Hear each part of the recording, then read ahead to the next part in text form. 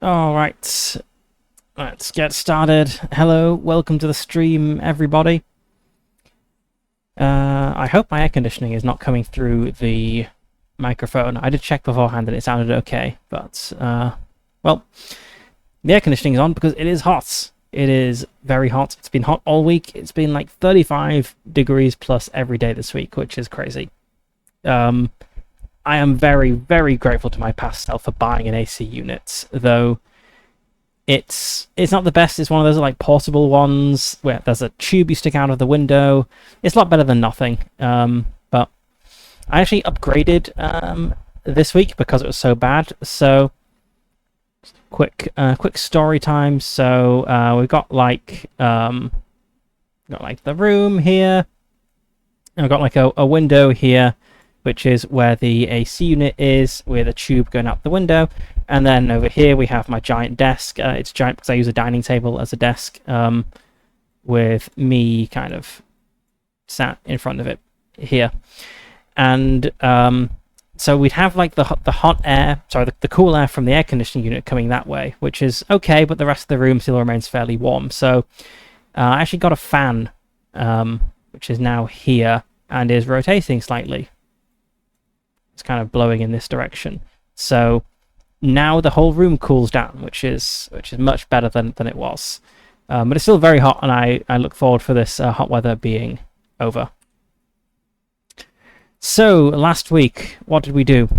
We began our new campaign of Ironsworn with our character Cuthbert. He is a Christian missionary to the Ironlands. The setting is a kind of like fantasy Scandinavia, 300 miles north of Europe across a serpent-filled sea. Well, we're not worrying about historical accuracy here. This is just a framing device because I wanted a setting about a game about being a missionary. Anyway, we arrived in the village of Red Falls. We were brought there by an Ironlander trainer that Cuthbert had befriended called Cadogan, and I'm actually going to add Red Falls as a bond. We started with no bonds because we were strangers to the Ironlands, but I think actually having the village that we started in as a bond makes sense, because we'll probably go back to this place. So let's just have a look at... So I could just give this as a free bond, because we do have two that we've not filled out, or I could make the Forge a Bond move. So when you spend significant time with a person or community, stand together to face hardships, or make sacrifices for their cause, you can attempt to create a bond. When you do, roll plus hearts. My heart is 2. If you make the move after you successfully fulfill your vow to their benefit, you may re-roll any die. Well, we've not done that, but we have just arrived there, so maybe that will count. On a strong hit, we get some spirit and momentum. On a weak hit, they ask something of me first. Okay, I don't think it makes sense to roll to forge a bond here if it's like a starting bond, so let's just add it to the list. So we'll put it here at the top, because this was really the first one we got. We have the village of Red Falls. Location on the southern coast.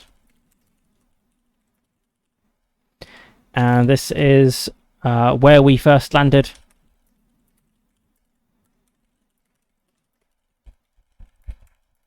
Home of Cadogan. Maybe Cadogan is a bond, I don't know. I was kind of thinking about this beforehand and I was torn. Should Cadogan be the bond, like the specific person, or should it be the village itself? I mean, let's just go with the village. We can always revise this later if we want to. Anyway, we arrived in the village of Red Falls. And after spending a few days here, a local Galderman, a sorceress called Kabira, somehow learned of our arrival and our mission, which is to convert the Ironlanders to the true faith, away from their horrible pagan Odin worshipping ways, and Kabira disapproved of this. And so being not only a respected local person, but also an unwitting agent of demonic forces, Cuthbert felt something had to be done about this.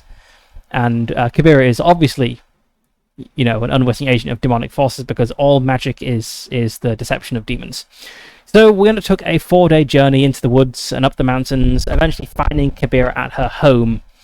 She lived inside an old mine, which was had been converted into a kind of like hobbit hole style dwelling, but a bit less nice. And outside atop the mountain, we battled. Kabira chanting foul Galdas, Cuthbert holding his Bible and reciting the stories of the saints, martyrs, and miracles. And after hours of conflicts with Kabira's power totally unable to affect Cuthbert, she eventually dropped her staff and converted to the true faith. Which feels a bit corny, but that's how it always goes in these stories. Then the next day, Kabira and I set off together for Mornhaven. So Kabira is a bond now. I took Kabira as my free bond because you can start with up to 3, and I didn't start with any. So we set off to Mornhaven, which is the largest town in the area, and we have a journey here. We've actually completed this find Kabira once. Let's just cross that out. But we have a journey here to reach the town of Mornhaven. We are a little over halfway there. And we've stopped at a couple of villages along the way. So firstly, we stopped in the village of Woodfalls, and we learned they were suffering an unnatural famine with poor harvest and a lack of fish. We promised to send help when we got to Mornhaven. Then we stopped at the village of Longwick, which is in a state of panic as several children have been trapped in a sea cave known to contain ancient ruins, perhaps even creatures, trapped there by the rising tide. And the tide had fallen now, but there was no sign of the kids. And we delved inside using the Ironsworn delve rules for site-based exploration, for dungeon crawling. And luckily we found the children with nothing more dangerous than a few small caves we had to crawl through. And when we got out, some of the parents converted on the spot, such as the power of faith. So now we are pretty close to Mornhaven. If we look at the progress track here, we're at 6 out of 10 on the journey tracker. I think we'll stop at one more village before we arrive, and hopefully we can do some good deed there and get some more converts, which will be another check on our establishing a church vow. All in aid of getting the authorities on board with this strange new religion. So my goal for this session is to complete this vow to establish a church. We'll probably have to do 1 or 2 more things in Mornhaven to manage that, as just helping out one village won't fill out the progress track. Because it's a dangerous vow, we fill out 2 boxes each time. So if we help out one village, that'd be 2, and then maybe we'll do something in Mornhaven. That'd be 1 thing. Maybe something else that would fill it up. We don't necessarily need to fill it up. So if we look at the move here, where is it? Fulfill your vow. So this is a progress move. So the way this works is I will roll my 2 d10s, if I can find those in my pile of dice. Here's one, and here's another. So I'll roll my 2 d10s, and I'll compare to what I've got here. So I've got a 4 here, I rolled a 3 and a 5. If I'm trying to fulfill my vow right now, this would be a weak hit, because I am greater than one of them, but equal to or less than the other. So yes, at least 8 is good. I want to be as high as possible. So probably 2 or 3 more things will get us there. Because if there's a miss, if we don't roll well enough, everything on this vow is undone. We have to all of our progress is undone. The things we've done, they're still done, but they no longer count towards fulfilling this vow, and so we'll need to kind of do something else to get there. And I wouldn't want that to happen. So that's goal 1 for this session, to fill out this vow. Goal 2 is to pick up the next vow. So I'm not really sure what this is going to be yet. Maybe the village of Woodfalls that we encountered, the one with the famine. Maybe there's something more going on here than just a poor harvest. Maybe there's like demons destroying crops or something. I don't know. We'll figure it out when we get to it. So anyway, where we left off last time, we had resolved the situation in Longwick with the missing children, and we had stayed the night. In fact, we spent a few days there resting, preparing for our journey, and now it is time to set off. So let's do that. So I'm going to say my daily prayers and get some guidance from God on this journey. So I'm rolling plus hearts here. And I have got a miss. Unless I want to burn the momentum, but I'm not sure I do. So let's have a look. Secure and advantage. On a miss, you fail, your assumptions betray, you pay the price.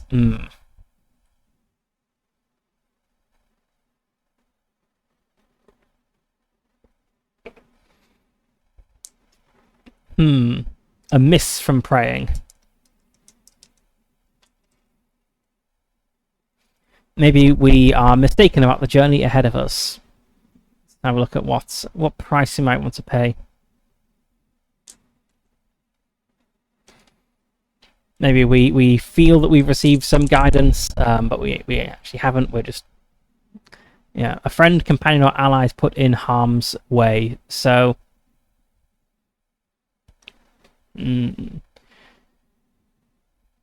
it could just be that we don't learn about a problem on the journey ahead. So, the morning comes on like the third or fourth day, however long it is that we've been staying in this village, and Kabira and I like prepare to set off. And before we do, Cuthbert kind of gets down on his knees and prays for to be watched over in the journey ahead. That's no terrible problems or anything beset us on the road. Probably says something cool about though he walks through the valley of the shadow of death and so on and so forth, and then feels safe on his journey, but something bad is going to happen to us on the way. So let's roll to reach a waypoint. If we miss this, we can just kind of roll it all in together, but even if we make it, we'll just have something bad happen along the way. So we are undertaking a journey.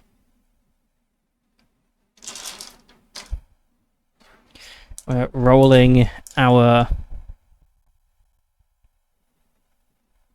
what are we rolling? We're rolling our wits. Wits is 3, so wits is good. Okay, we got a 10, so that is a strong hit versus the 1 and the 3, but we are still going to have something bad happen. So it was an allies put in harm's way, I believe, not you. Let's see. The friend, companion, or allies put in harm's way, or you if you're alone. We're not alone, so something bad is going to happen to Kabira. Let's resolve this first. So we reach a waypoint, yeah, let's just say we make a good use of our resources, so we mark progress. So we're going to mark 3 more progress here.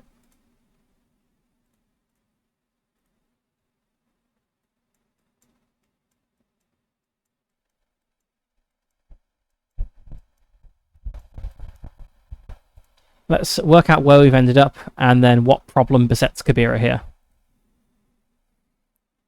Look at the location oracles and then maybe action and theme to work out what the problem is. Okay, so foothills. Okay.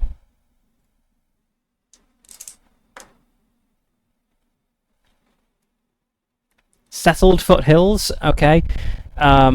So maybe we are, because we're so high on our progress track here, maybe we're like actually getting into like the outlying farms and stuff around Mornhaven, because of course towns will be surrounded by villages and farms and things to be supplied. So we're kind of getting into this area of farmland around Mornhaven itself. So it seems a pretty safe, good place, but something bad is going to happen.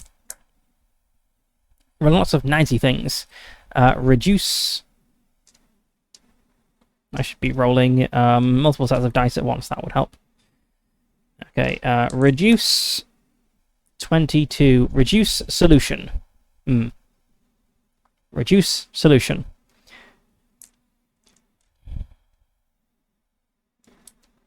So, I mean, the solution that we've got is we've kind of arrived like very close to our destination in a place that seems like it should be very easy to get rest. Maybe Kabira has like an old enemy here.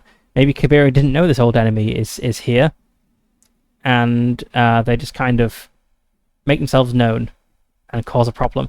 Let's get a name for this place, this like outlying village. But I like that some old enemy of Kabira's is here. maybe like another Galderman or something. Who's like, I hear you've gone soft, Kabira.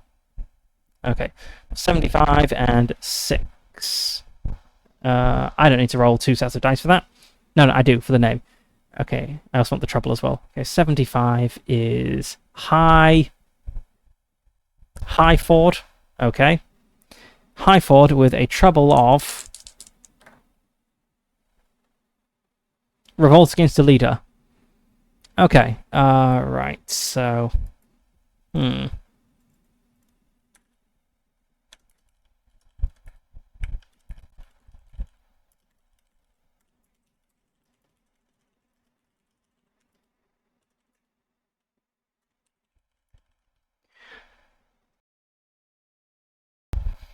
Okay, so I just said maybe like an old enemy of Kabira's shows up. I do like that idea, but given that the problem here is a revolt against a leader, maybe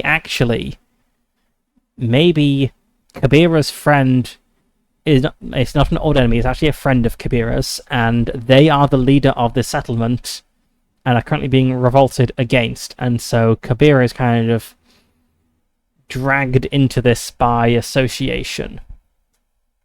We need an Ironlander name. 3. Cadogan. I already got a Cadogan. 8. Tio. Okay. Right. So we are trekking through these foothills, and we're seeing like goats and sheep and shepherds and like farmhouses and things kind of increasing in frequency, and like farms getting bigger, and Kabira, who's kind of acting as my guide pretty much on this journey, reassures Cuthbert that it's not long now. Soon we will be in the village of Highford, which is the Jarl is an old friend of Kabira's, a man called Tio. It's true that Tio, is a Galderman and clings to the old ways, but Kabira is sure that Tio will, once they sit Tio down and explain things to him, he will understand, what's what, and see the lights. But then as we get up, we see like smoke rising on the horizon. We see like night is falling maybe at this point. So we pushed ourselves to get to this safe place. We see like an orange glow reflected on the clouds, and we arrive to find the village in like full scale revolt. And I think rather than have like immediate trouble start, we'll just say that the trouble is that Kabira is known in this village and known to be a friend of Tio. So if Kabira is seen, that's the problem.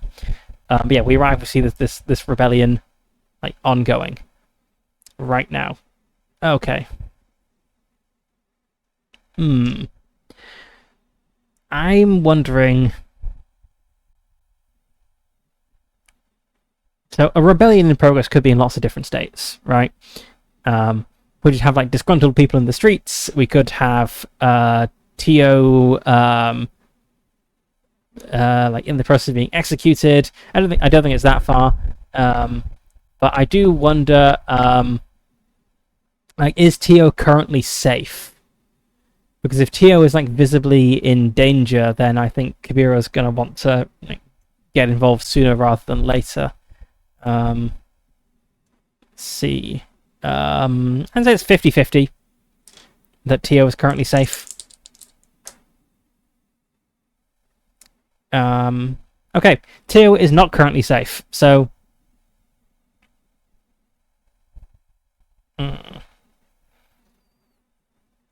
yeah, let's say we arrive, and there's also like yelling and stuff going on, and we like creep forward, not wanting to be seen, and get a look at the center of the village, and it's kind of built like got like the like Jarl's house in the middle, and we've got kind of like outlying houses of like different sizes and things. The village is kind of like circle shaped, kind of like this, and we kind of get a vantage point where we can kind of like see like straight down the middle. and we see that there's like a group of people around here, and the door to Teo's house has been like kicked open, and like Teo is like in the middle of this mob being like dragged by like two people who've got like their like big muscular Viking arms around him. And we'll say that Teo's got like a big bruise on his face, and his staff, like someone else has like got his staff, or maybe his staff's been like broken in half. Yeah, let's go with that. Okay, I'm curious what the nature of the quarrel with Teo is. We can get a theme for that. Rising in rebellion against your Jarl is pretty extreme if they're apparently voted out every 7 years. Community, okay. It's not great. Not a great one. 57. Blood. That was kind of related a bit. Maybe he's a bad leader. Well, he had to be a very bad leader for things to get this far. Creation. Power. Mysticism. I'm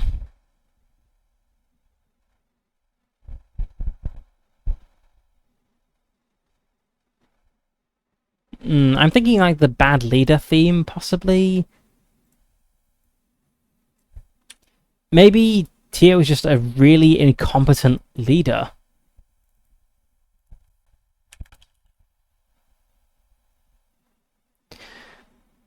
Maybe the village was like prosperous and everyone was living the good life, and in like the years since Teo took over, not through like malice or anything, it's just been like so horribly mismanaged that the people have been pushed to desperation. Maybe Teo is like just maybe Teo is both incompetent and stubborn, which is a very dangerous combination. Okay. So maybe as we're going along, like before we get here, kind of flashback to Kabira being like, "Ah, yes, my friend Teo is the Jarl here. He's not too bright, but he doesn't give up," which is a nice way of saying dumb and stubborn. And then we get here and just find like chaos. Okay, we need to save Teo, I think, or Kabira. So Kabira wants to save Teo. Kabira is known to be a friend of Teo, and so if Kabira is seen, then we have the problem. So our companion being put in harm's way, we have got that situation.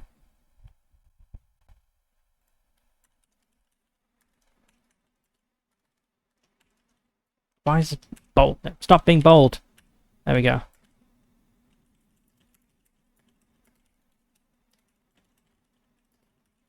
We arrived to find the village in revolt. Teo dragged out of his house. I said maybe it was like another Galderman. Let's just say that he's a friend of Kabira's, because otherwise then we'll have two Galdermen beaten up easily in the campaign so far. So we arrived to find the village in revolt. Teo dragged out of his house, which was set ablaze by an angry mob. Let's say that like we've got some like visible signs of mismanagement.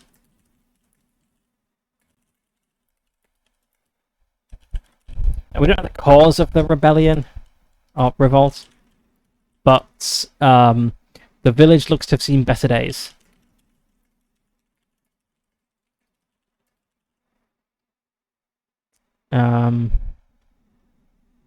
Yeah, we'll just kind of leave it vague like that. Like, the village is in like poor condition somehow.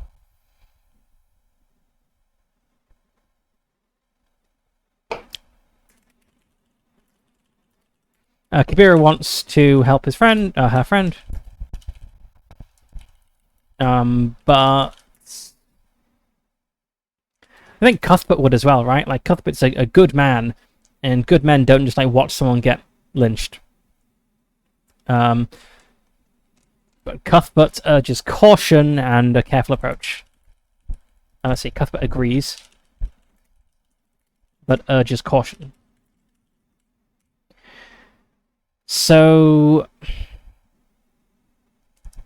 I think if Kabira were still a Galderman, if she had not given up her evil demonic ways, this would be fairly easy to resolve. She would just go into the village and wow everyone with some display of magic, and that would be that. But Kabira is no longer using foul magics, so we need another solution. Maybe we could pretend to use foul magics, but that doesn't really... That's not very good. It also doesn't help our goal of converting more people. So what do we got? Can any of our assets help here?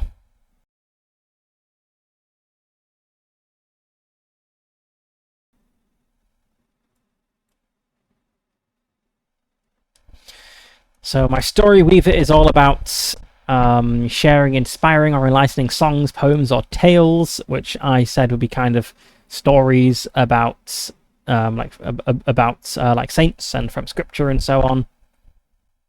Compelling could be useful here.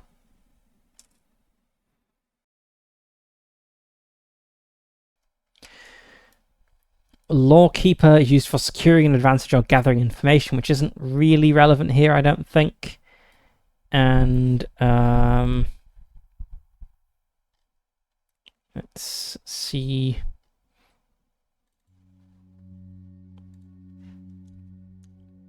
I totally didn't forget my background music until just now. My devotion is about my daily prayers, which is also not relevant here. So if any of my assets are going to be relevant, it's going to be Story Weaver. That feels like it's pushing it a little bit.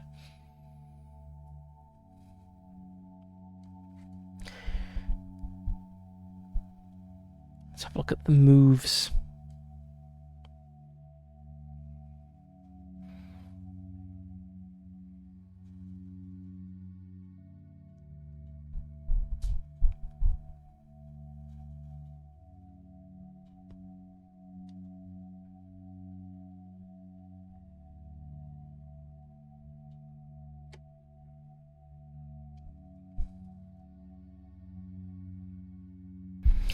I think it is face danger or compel, really. Those are the only things I can think of to resolve this situation. So maybe,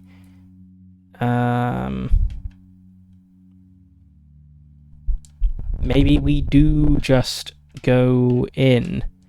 I think the consequences would land on Kabira first. So I guess that's how this will go. So,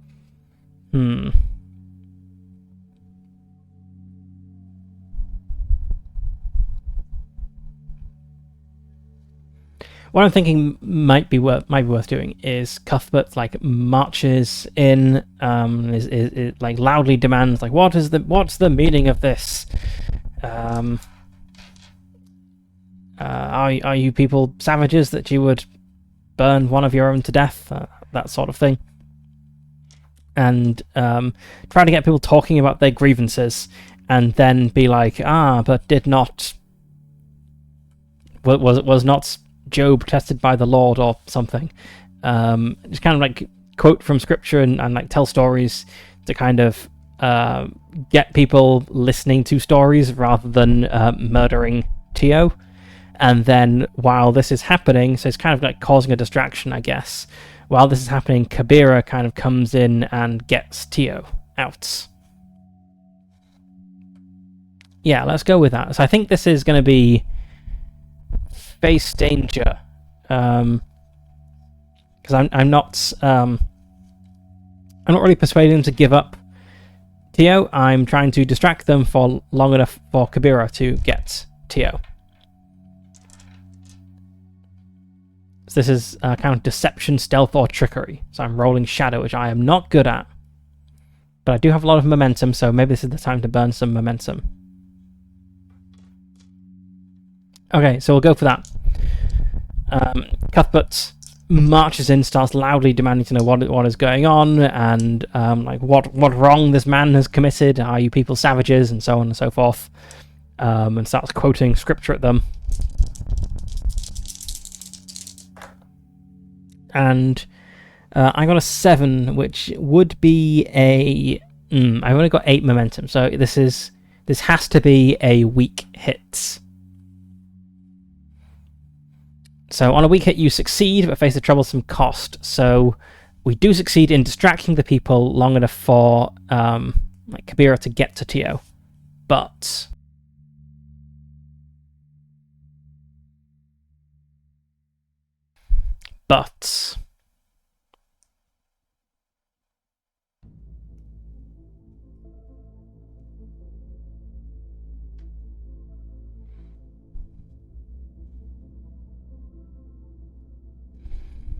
I think the obvious consequence here is that Kabira is seen before she fully gets away with Tio, and like an angry villager goes after her, and Kabira gets hurt.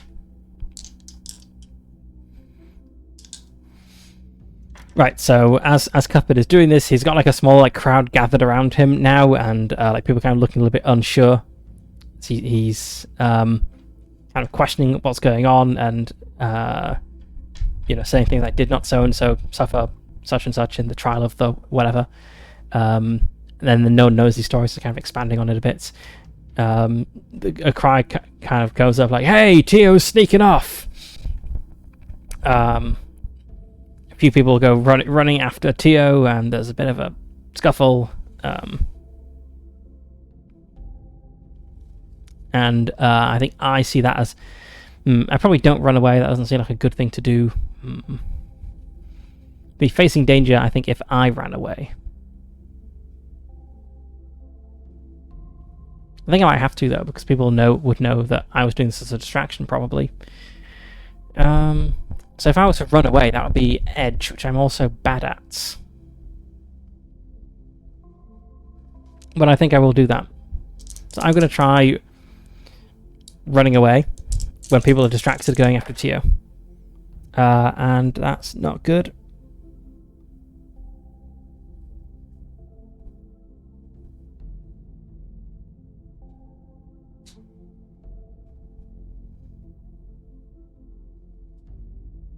I could burn all my momentum and get a weak hit here, which I think is worth.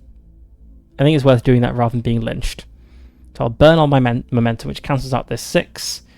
So I have a weak hit. You are delayed, lose advantage, or face a new danger. So -1 momentum. You're tired or hurt, endure harm. You are dispirited or afraid. You sacrifice sources. I think being dispirited or afraid makes sense here, because I've had a reasonably good journey so far in the Ironlands, and now just come across a village that was about to lynch someone. I've heard stories of Ironlander raiders and so on, but the people who have been friendly so far, and now I've seen, oh no, yeah, these are the people who come sailing across the sea and burn monasteries and stuff. So I am dispirited.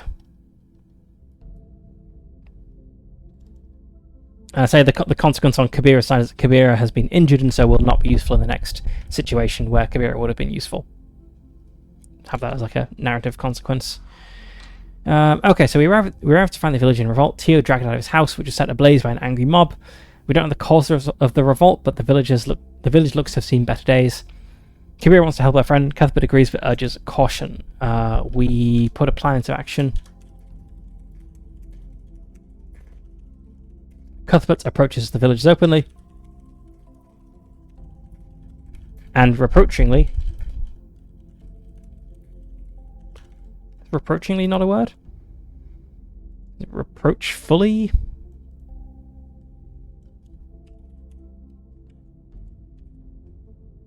Demanding to know what is going on, whether these people are savages, etc. To cause a distraction.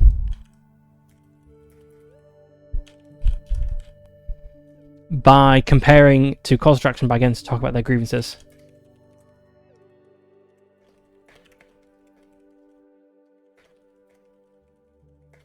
And comparing to stories. Meanwhile, Kabira Sneaks in and gets to you.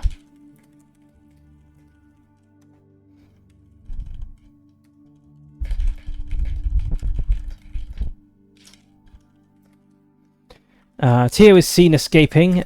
He gets away, but Kabira is injured.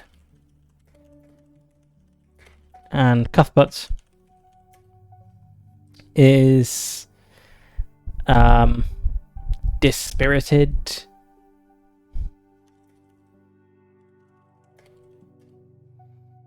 Is discouraged by basically what I just said.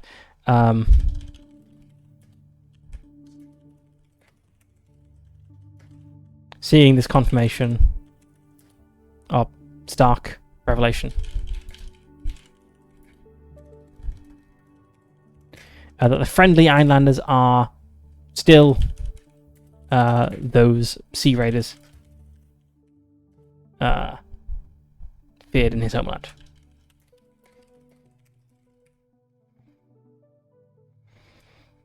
I guess we need to make camp. So we're going to rest and recover for several hours in the wild. Roll plus supply. We have a 4 supply, so it's not full, but 9. Okay, so that's a strong hit. Okay, we'll say with this we can, undo Kabira's injury. Strong hit. You and your allies may each choose 2. Okay.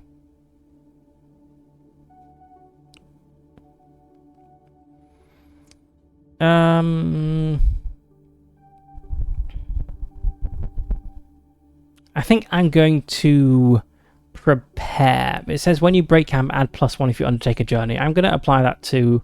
I'm going to say I can apply that to arriving at my destination as well. So this is effectively. This track here is effectively a 10. Okay, so we.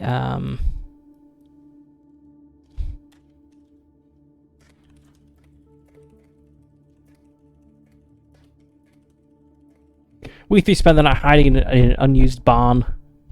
Yeah.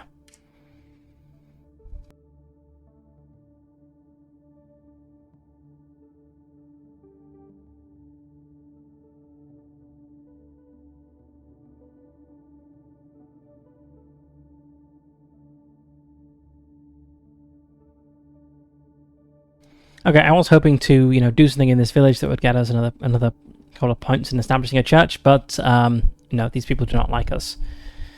Right, okay. So they're not hiding in an unused barn.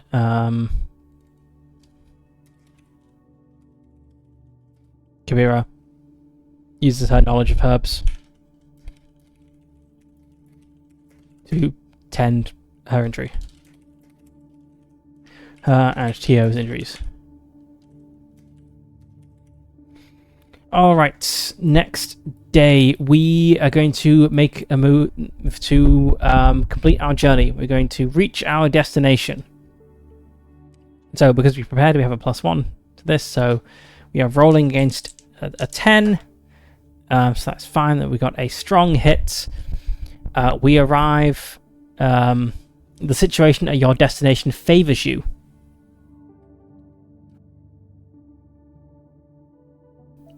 Okay. Make another move now and add +1, or take +1 momentum. Okay, let's look at the action theme to work out what might be going on.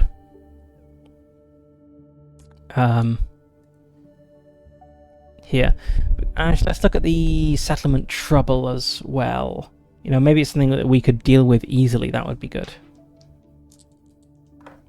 We'll also roll for action and theme as well. We've got 100 for the trouble. Roll twice. Okay, I'll just interpret these as troubles. We've got 80 and 15. So there's a mysterious phenomenon. And conflicts with firstborn. Ooh. Ooh, I like that. Start a new column of text. Let's put this one like here.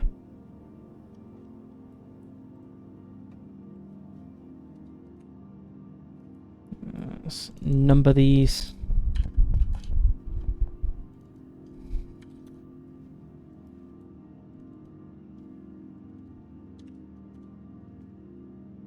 Okay, so Mornhaven has mysterious phenomenon and conflicts with first one.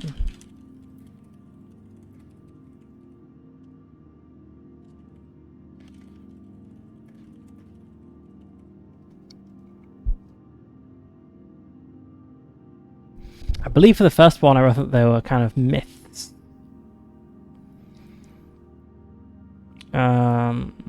First one. The Ironlanders believe that deep in the mountains and in natural places of power, dwarves, elves, trolls, and other such folk can be found. These beings dwell properly in their own worlds and come into ours only rarely and for a specific purpose. So some figure of legend is somehow causing a problem. Okay. What about an action and a theme?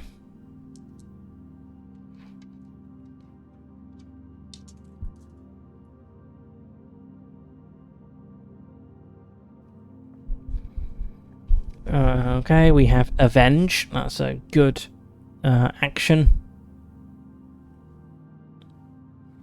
Avenge hates.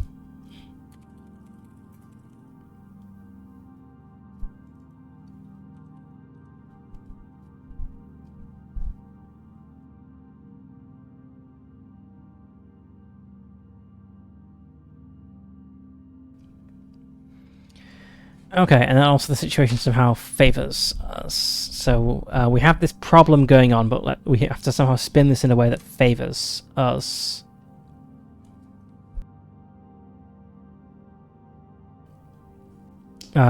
Which could just be +1 momentum. Like, if the situation is it's a problem we could deal with. Maybe we get like another vow from this. Okay. So, the mysterious phenomenon is that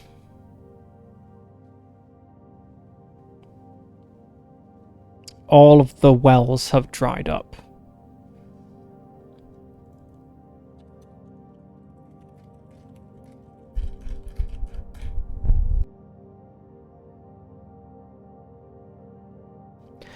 And the people believe this is because of some relevant legend involving the firstborn, where the people here have somehow done something that would offend the firstborn. They think maybe the wells are fed by mountain springs.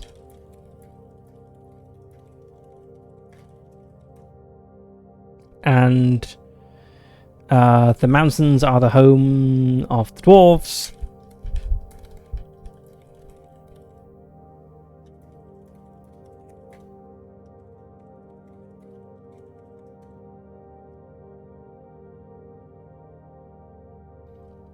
And there was some agreement between the people of Mornhaven and the dwarves.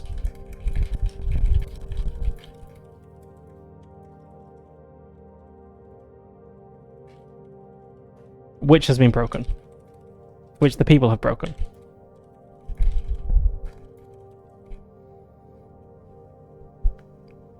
Okay, so that covers mysterious phenomenon and conflicts with firstborn. What about avenge hate?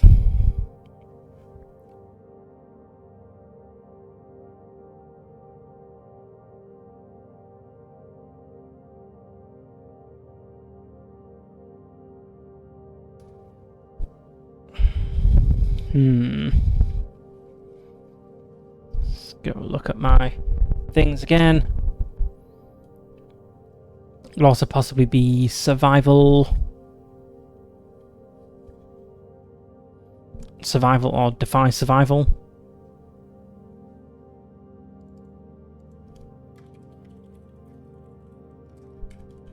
Maybe this conflict is just enough. So, right.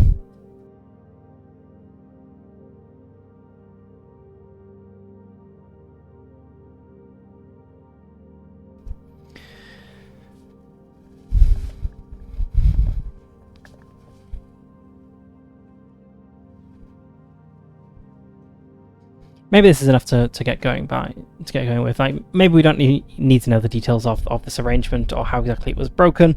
Like, it's sufficient to know that this arrangement has been broken somehow, and the town has been punished. Possibly that's what people think. So we arrive to find.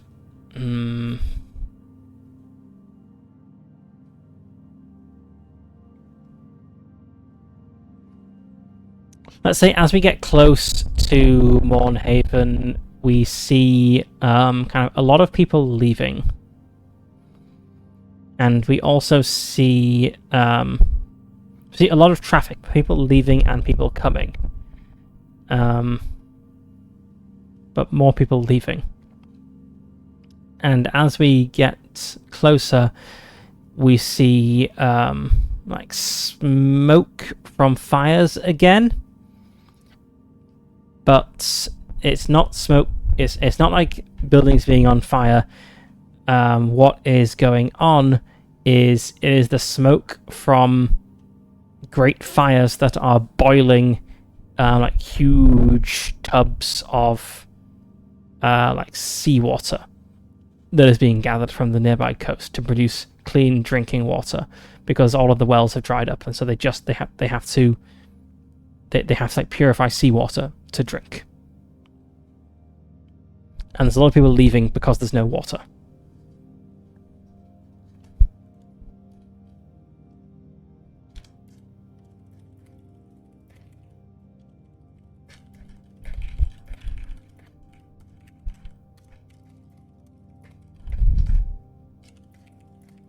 So as we approach Mornhaven, we see many people coming and going, but more going. Let's say that we stop a few and ask what's going on.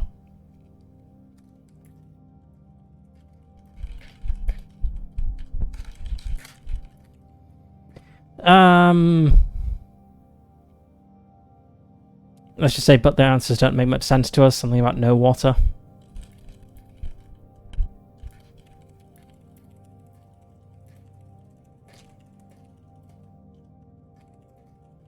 There being no water, about the mountains being angry.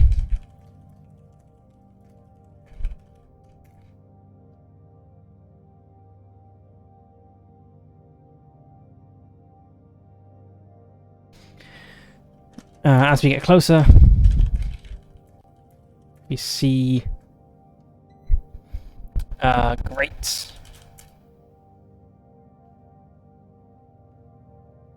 what was it, like pans, cauldrons, that's the word I'm looking for.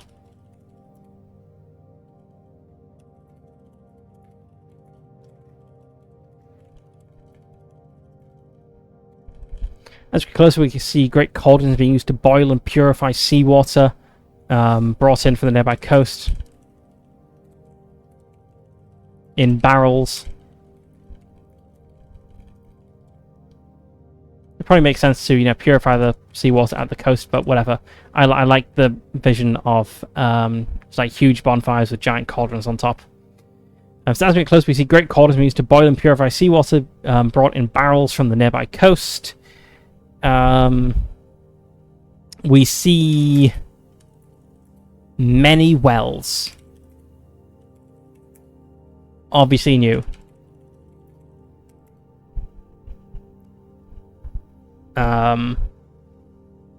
Yeah, like more wells than you would need for a place like this.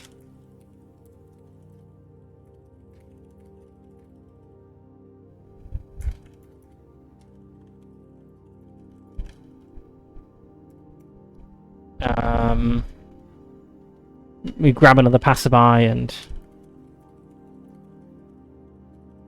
and he says the wells are all dry.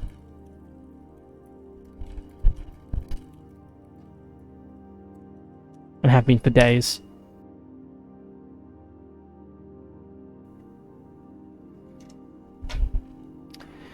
The situation favors us. So let's say that someone recognizes Kabira, because Kabira is a well-known local person, and he's like, the Galderman's here to save us.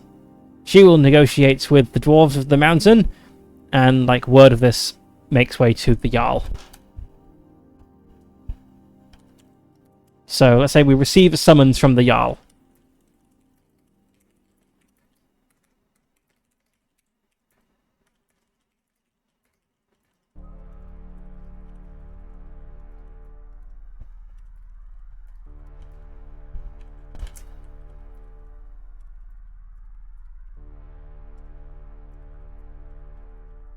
So receives a summons from the Jarl. It seems word has reached him that Kabira is here, and he hopes she'll use her powers to save the town.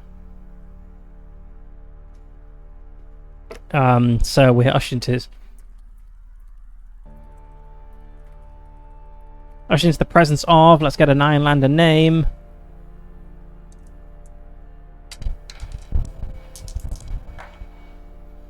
"45, ushered into the presence of Zaan." Let's say he's like an older guy, not like an old man, but kind of getting there. So he's kind of graying a bit. He's like got some wrinkles, but still in pretty good shape. I'm picking like a big, muscular, like tough-looking guy, just like definitely starting to age, definitely past his prime.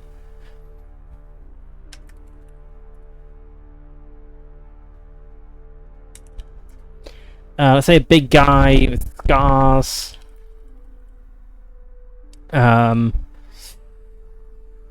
thinking he's like an ex-raider turned Jarl.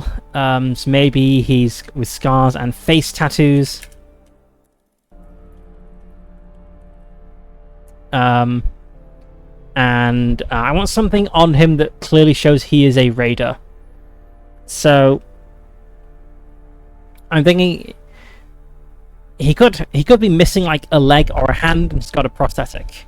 And then how do you lose a leg or a hand? Probably in battle. Especially if you consider the scars.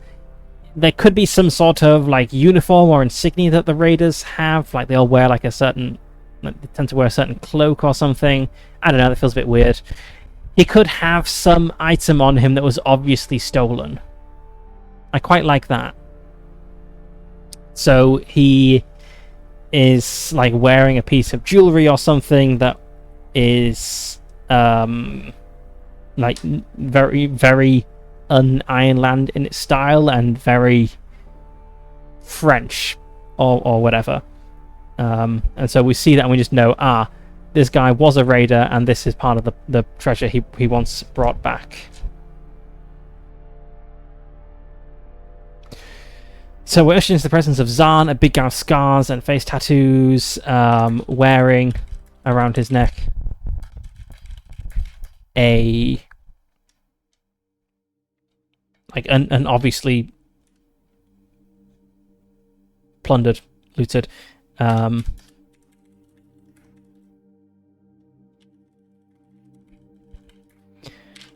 obviously plundered necklace from across the sea.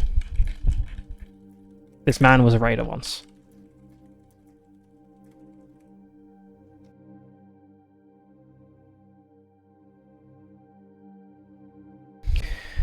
I think he kind of like looks dismissively at Cuthbert.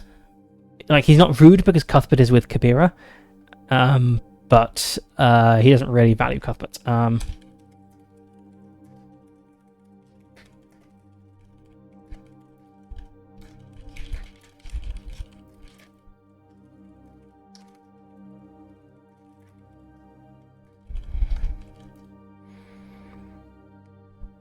Zaan looks dismissively at Cuthbert, not rudely, as Cuthbert is a companion of Kabira, but dismissive nonetheless.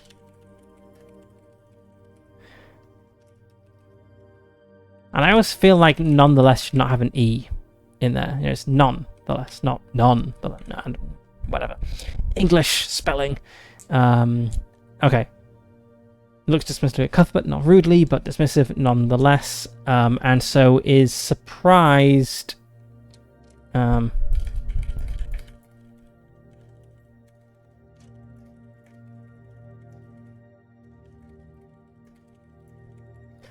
When Kabira says she's turned away from the Galders, serve a higher power.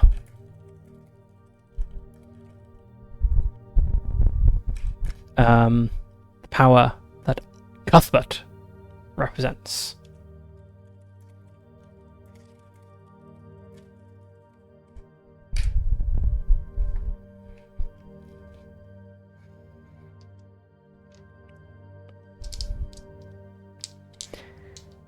I think he probably doesn't really care about the finer points of religion. Like I get the feeling he's like a very practical man. So he's like, hey, whatever works. You say you've got something better than Gal does, then okay, just fix my village, fix my town, get us back on the good terms with the dwarves or whatever it takes. And I wonder, this might be a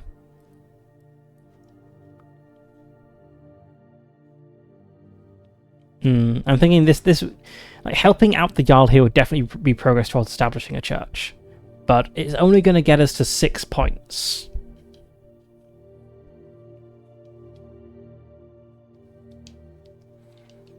Maybe more points could be could be like convincing the people here that this is worth their while. Like maybe we get permission to build a church, but we still need to convince people to come to it. Yeah, let's do something along those lines. So okay, so Zahn is surprised, but he ultimately doesn't care. Doesn't care about the specifics.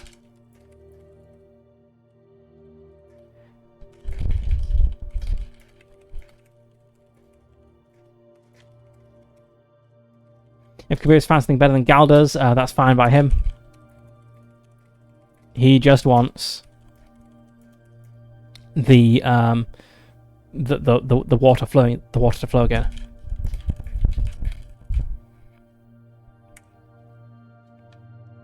Through any means.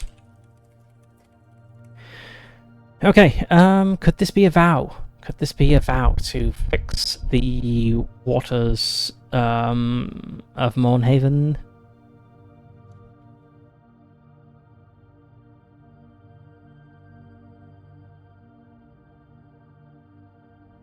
I feel like it could be. Maybe it's just a troublesome vow. Maybe it's not like very difficult. If this is like a sub-component of establishing a church, which is a dangerous vow, this should be troublesome. Yeah, let's swear a vow. We've not actually sworn a vow so far. We've only had our background vow and our like inciting incident vow. So okay, I swear. I don't actually know what like a good, like non-blasphemous Christian swear is, because it's kind of, I feel like it's kind of frowned upon really to swear upon divine things. But we do whatever the appropriate is. More like a oath, I suppose, like.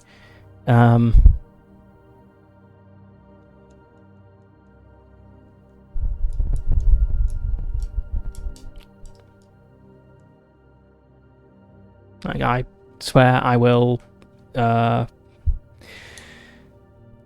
the restore the waters of the town of Mornhaven, as God is my witness, and so on and so forth. Yeah. I'm much more comfortable with like vows and oaths for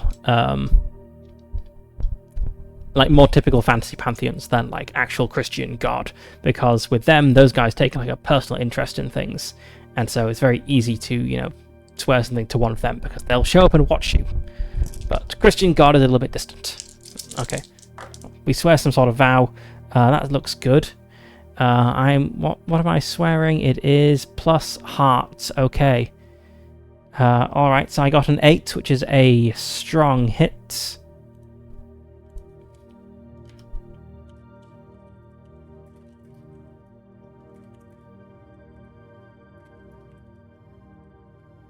I swear I will restore the waters of Mornhaven. This is a troublesome vow. I think we get +1 momentum because we got a strong hit when we arrived here. So yeah, the situation favors us in that there is a problem that we get caught up in, and so like there's a problem, but it's also an opportunity for Cuthbert to demonstrate the power of God here. So that's why the situation favors us. So that gives us our +1 momentum. We then swear this vow. You are emboldened, and it is clear what you must do next. So +2 momentum. I mean, I think the obvious thing is we need to go to the mountain to find and appease these dwarves. But let's ask the oracle, just to see. Let's see. Let's look at an action and a theme, just to see if there's any inspiration there. But if not, we'll be journeying to the mountains in any case. Okay, we've got 51. Okay. Persevere Stranger. Or possibly Raid Secret.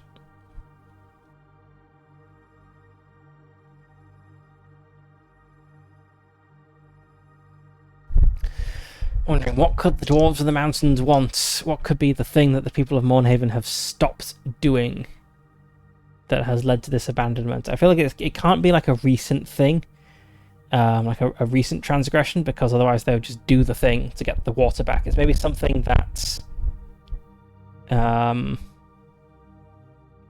needed to be done in the past. Like every generation needs to do a thing, and now like 40 years have elapsed since the last time it was done or whatever, and the dwarves have cut off the water.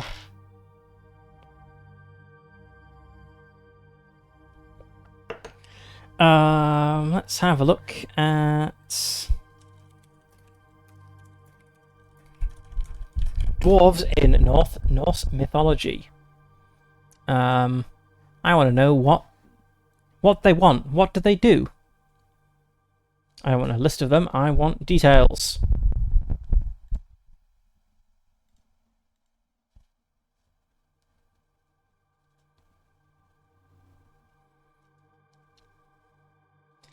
Yep, skilled craftsman. Very dwarfy. Yep.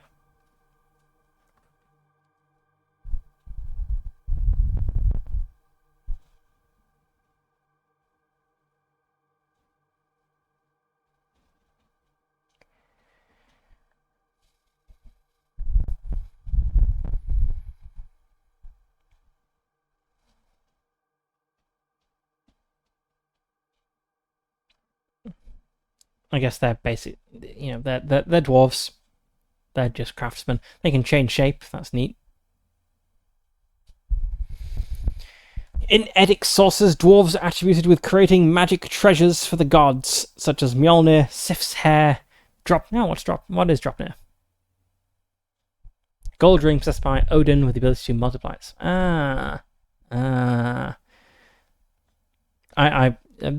There's a tool we have at my job called Dropnir, and the name kind of makes sense now.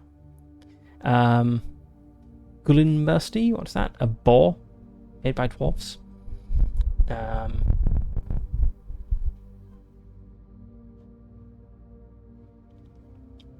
Skifblanir, a ship. Gleipnir, the chains of Fenrir. Gungnir, spear of Odin. Brisingamen, the necklace of Freya. Okay, mead and so on and so forth. So yes, they make things. They make things.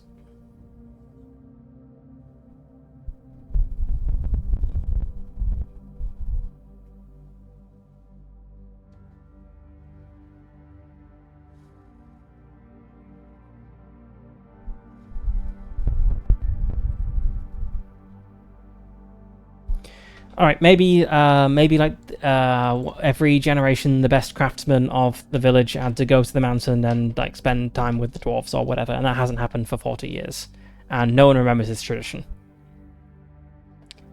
And that's why this punishment has happened. So okay, so that's the cause. We'll note this down. We don't know this yet. Some agreement.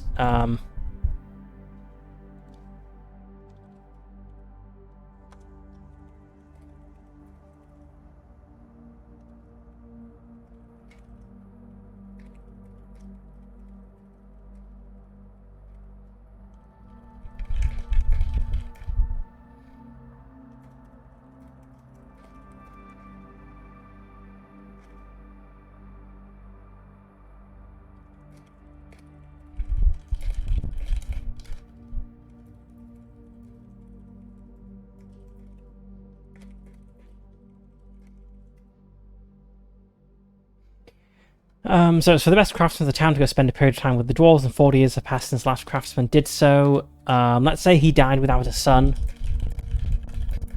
and this was like a hereditary thing. So there was this like hereditary family of blacksmiths or something in the town who were really, really good at what they did. This was in part by going and kind of spending time like with the dwarves and studying from them and learning like otherworldly techniques. But the last smith of this family died with no children, and enough time has passed out. The dwarves have decided that they've been abandoned by the town, and so they no longer have to uphold their end of the bargain, which is something to do with providing water.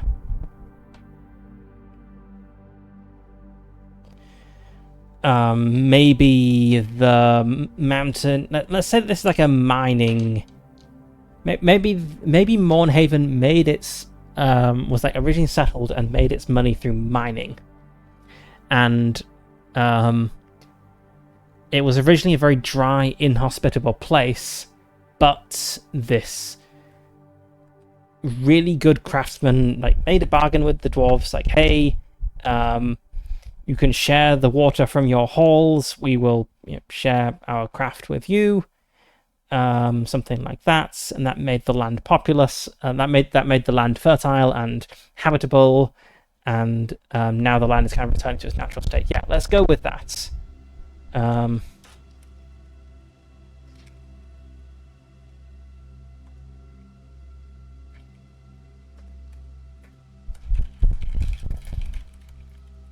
So Mornhaven was originally a mining town, but there was good ore.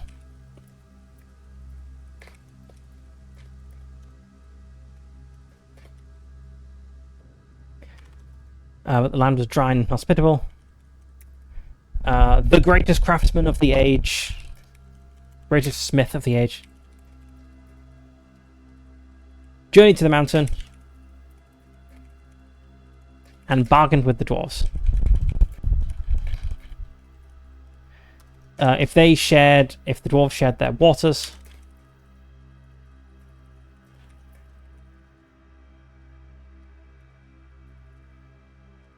the town would share their crafts. The dwarves agreed.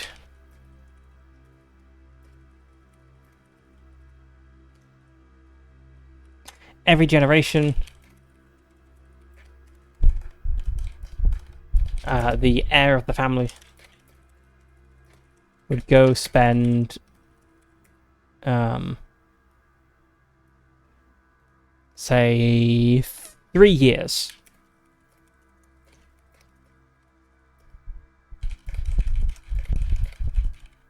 every generation. The heir of the family would go spend 3 years living with the dwarves and honing their skills. This continued for centuries. I don't know, don't need to specify that. But the last scion, is that the relevant word here? Divine scion, yes. The last scion of this family died with no children. Died unmarried and with no children.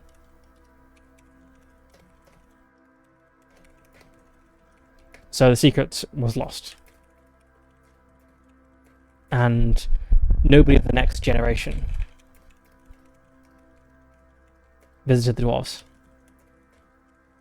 This was 40 years ago. He died 40 years ago.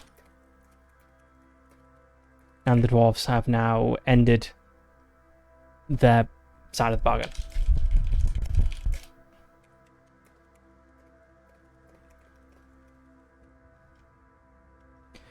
Okay, cool. So that's the problem we've got. Nobody knows that this is the problem. We just know that the wells here, the water table here, is fed by mountain springs, which have seemingly dried up. So we swore the iron vow. It is a troublesome vow, so we'll fill in 3 boxes every time we take a step towards it.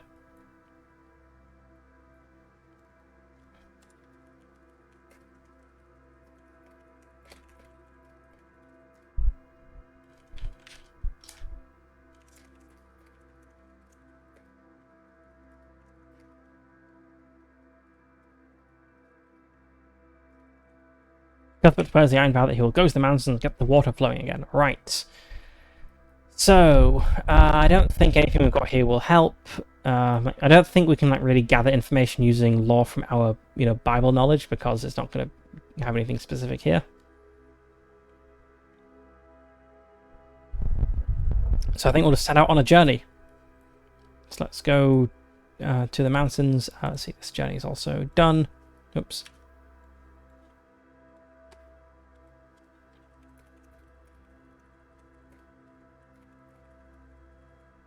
Let's not go to the mountains, it's like find the sources of the water.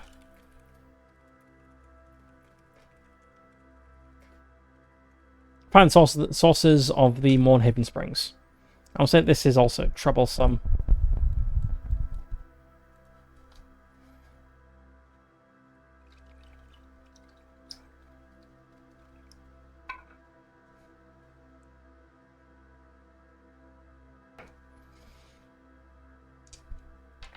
Right, let's go.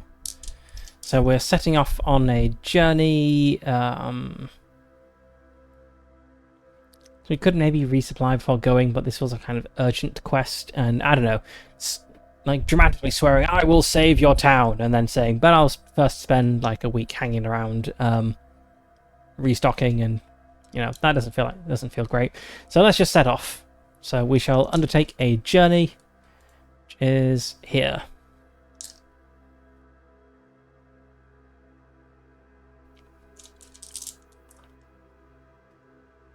That was very bad. So we got a 7 and have rolled a 9 and a 10. So that is a miss. You are waylaid by a perilous event. Pay the price. There's a rock slide.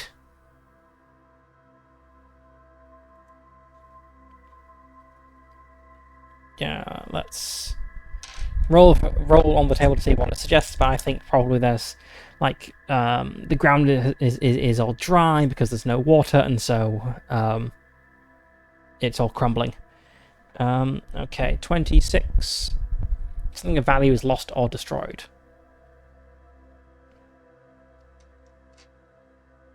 I mean, the only thing of value I've really got is my Bible, but that's not going to be destroyed because that's kind of core to my character. Okay.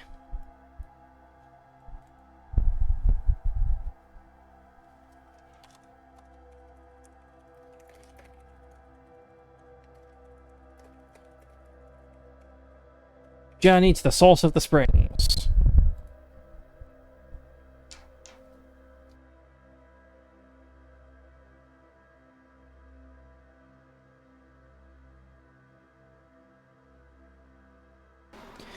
Let's say...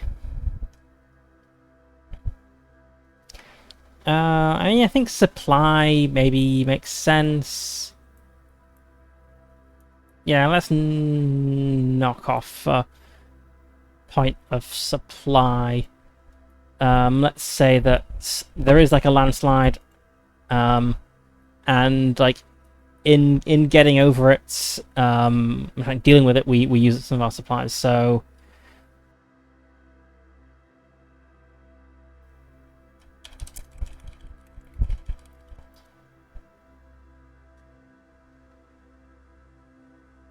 so the mountain path is dusty because of the is dusty and dry. with signs of recent rockfalls. The plant life is dying too, and we don't hear any birds. So it's bad with no water here.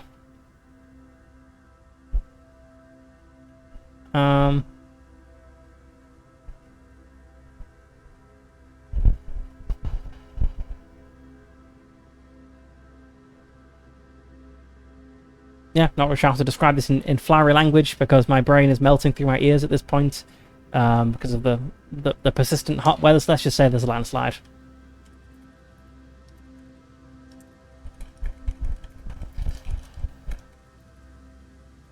We're caught in a minor landslide and expend some of our supplies in dealing with it.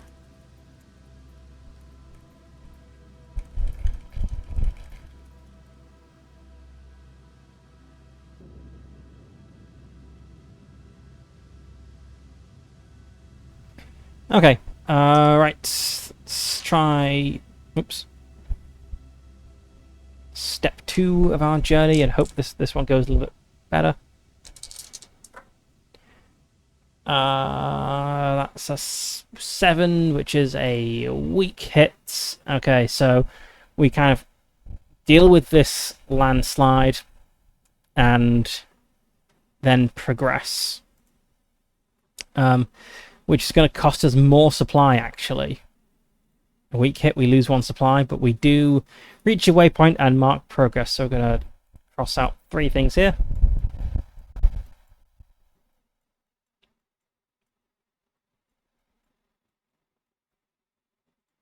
So actually supply is getting a little bit low. Reach a waypoint. Let's have a look at a waypoint. A location.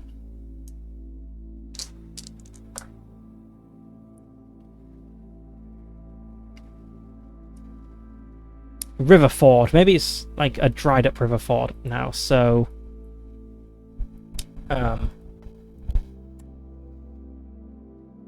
maybe because it's so dry we drink more water than we get through the water more quickly than we thought, because we're kind of used to being able to like top up our water skins at like little streams and stuff, and there's just nothing.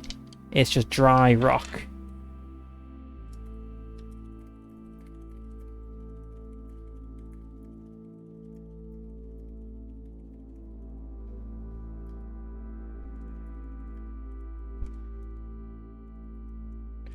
By the end of the second day, we realized we are starting to run low on water.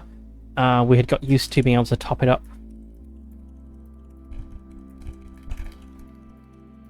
As we journeyed. But that has not been possible.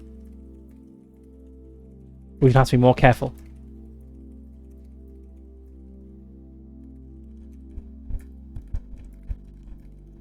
That night we camp in the. That night we camp beside a dried up riverbed, and the morning comes, and I am going to pray for guidance. I'm going to secure an advantage, or gather information, whatever it is.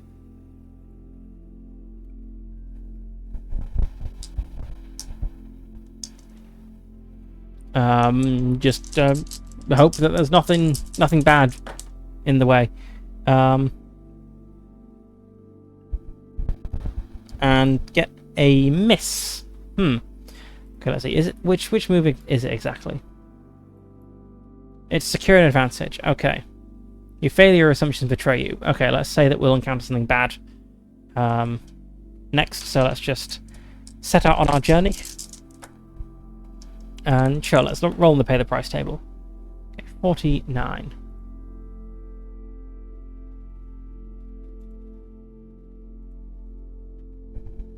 A new danger or foes revealed. Okay, so we'll see signs of a new danger here, and then we got a strong hit on undertaking the journey. So we reach a waypoint. We definitely cannot move at speed because we'll lose even more supply. So we just make good use of our resources. We make some progress.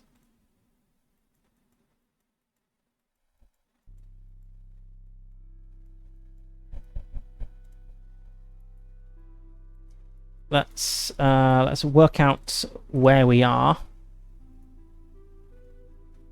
So a new danger or foe is revealed at whatever location we're in. 33. A pond, like a dried up pond. Let's say that we follow this dried up riverbed, thinking this is going to take us to the source of the water, so this is a good central place to be.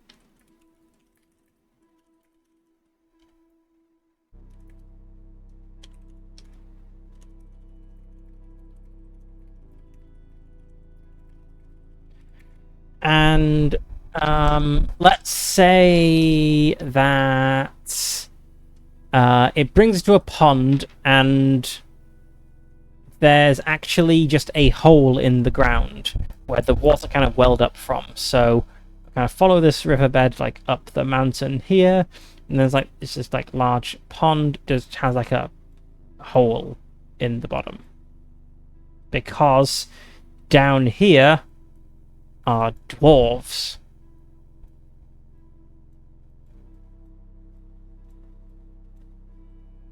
And so in the good old days, when the friendship between man and dwarf was strong, the dwarves would kind of send their water kind of up here, it would fill this pond and then like run down the mountain. But now the deal has been broken. There's no friendship between man and dwarf anymore, so the dwarves have stopped sending their water up into this bowl, and it is all horribly dry. Okay, so follow the dried river, figuring it will bring us the source of the water. Instead, it ends at a dry pond with a deep shaft in the middle, descending beyond sight. There is no other ingress or egress.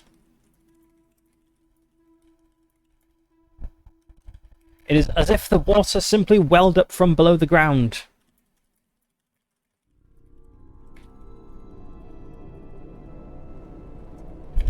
But how can this be?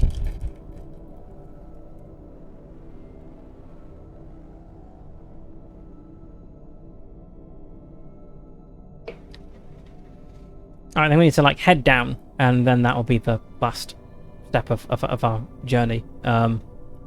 So we could switch over to like the delve rules now, because we're potentially delving below ground. But maybe we'll kind of make our way down for a bit, and then we might switch the delve rules to do the exploring. I don't know. We'll see. So anyway, we camp here for the night, and then in the morning, we search the area really carefully, but it does indeed appear that this is where the water comes from. There's no other place for it to be. So we are going to undertake a journey climbing down into the earth. Let's say that there's like handholds and we've got like rope in our pack and stuff. So yeah, it's a journey to the center of the earth. And that's another strong hit. So we reach a waypoint. And we mark progress. So I think we'll cross some things off here.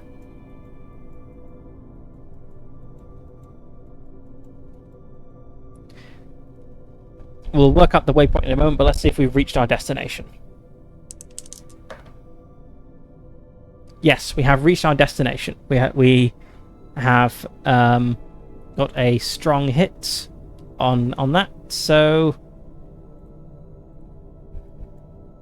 I'll count this as progress towards restoring the waters.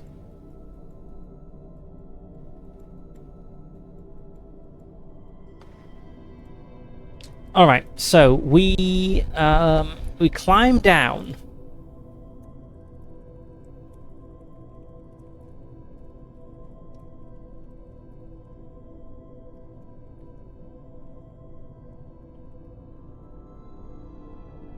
The following morning, we climbed down, descending into the heart of the mountain. I think because we've arrived at the sources of the waters, we arrive at like an underground river.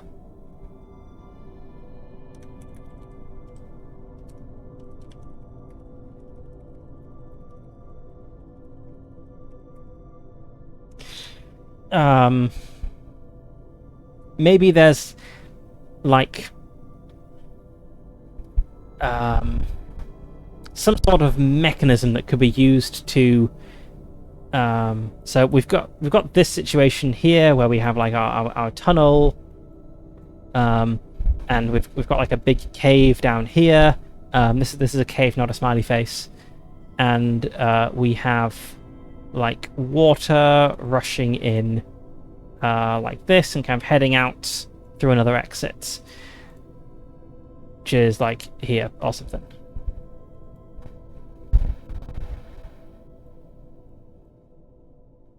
Maybe there's like some sort of mechanism like here that could be used to shut this off, which would then flood this chamber and send water up.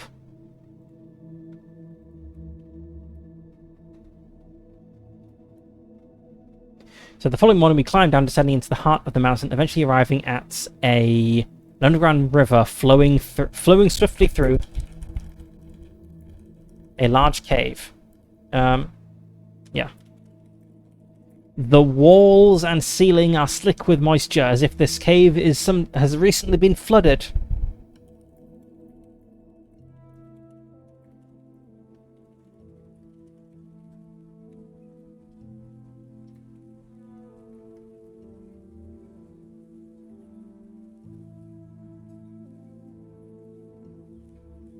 But how can this be?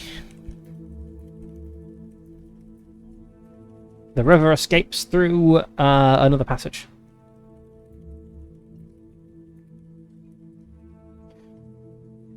As we ponder this mystery, as I ponder this mystery, Kabira draws my attention to an ancient-looking mechanism.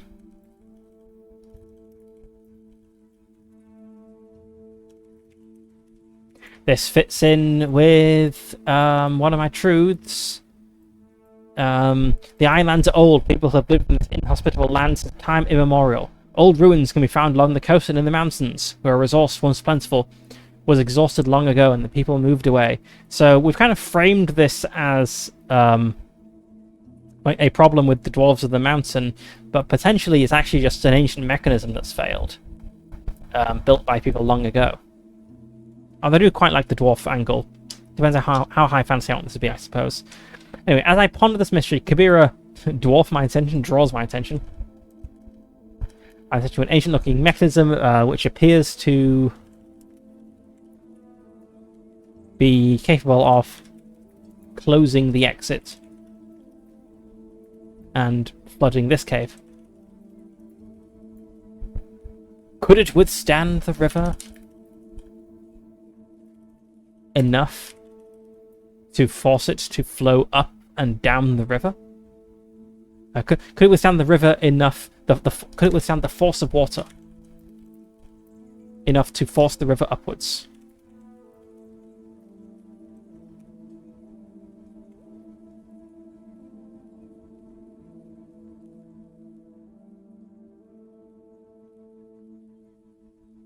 It's a pretty cool little cave we just kind of invented off the top of my head. I like this.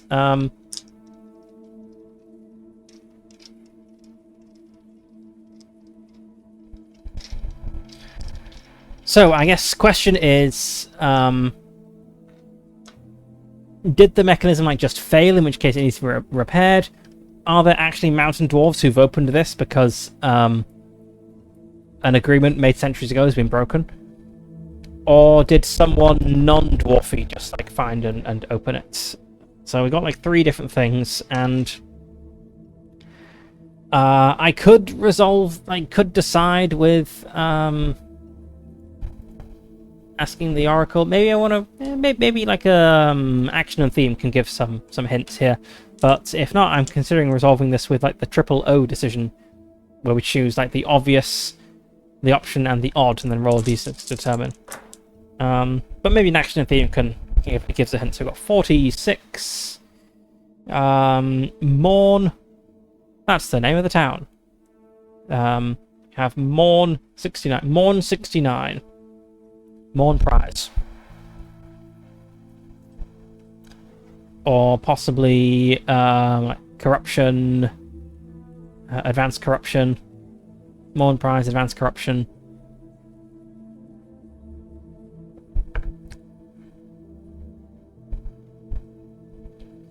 I'm gonna resolve this with just a d6. So let's say that 4, 5, and 6 is the mechanism has just failed with age and just needs to be repaired. 2 and 3 is a person has done this, and 1 is a dwarf has done this. Because as much as I like the dwarf story, they are kind of myths and legends, so it might not be true. Okay, 2, a person has done this. So we examine the mechanism closely.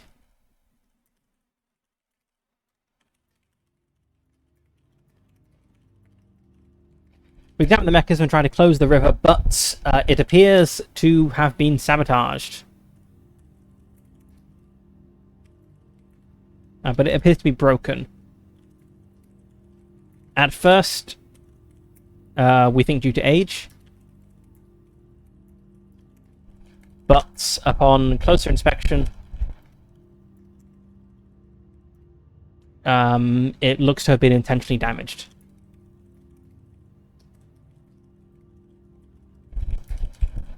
Who would have done such a thing?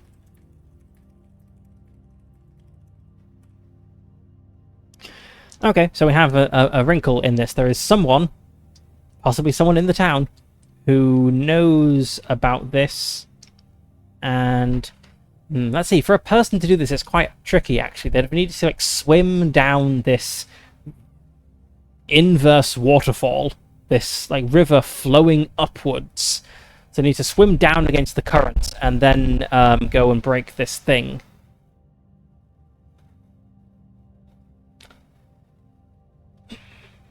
So I guess there's two options. It could have been done maliciously or not. So I was thinking someone, maybe if it was broken by a person, maybe it was done maliciously. But now just like thinking about how you could actually go about breaking this, someone could have fallen in here, being like dragged down by the water or something, or by the weight of what they're holding, be unable to swim back up, and broke this to essentially drain the water and get out. Because I think doing this maliciously is going to be very difficult. You need to know it's here somehow and then go and do the thing. So was this malicious? I'm going to say it's unlikely this is malicious. That's a 76 or greater. That's 100. And it's a match. Zeros on both dice. So someone definitely did this. Someone did this maliciously, and it's like an extreme result. So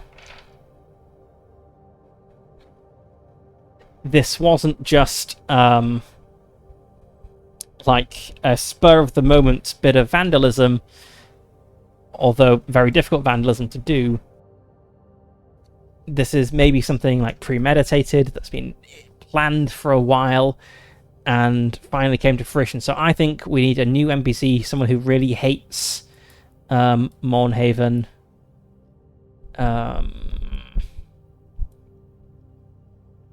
Let's see.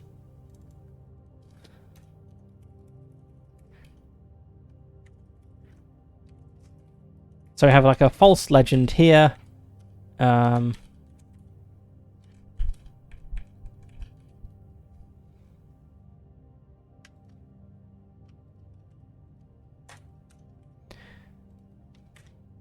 So the truth is that all the wells have dried up and the wells are fed by mountain springs. The kind of false legend is that the mountains are...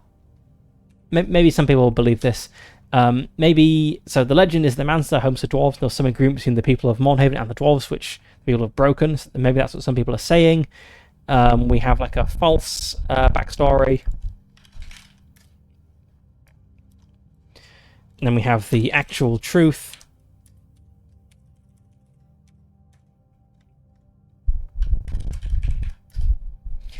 So someone, we'll work out who in a moment, intentionally like knew about so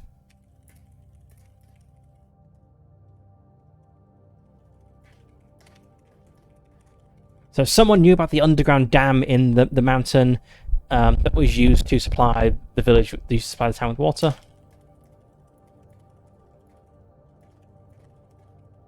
And intentionally destroyed it.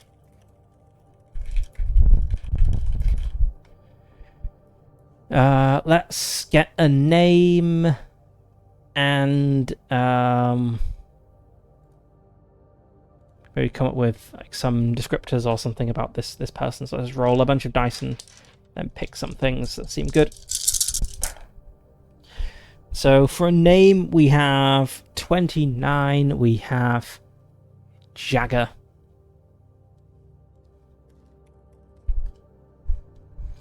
Okay, Jagger is a criminal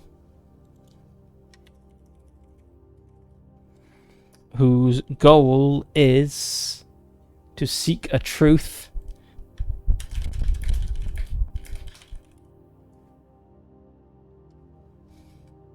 I guess let's go for a description and disposition as well. Hard-hearted,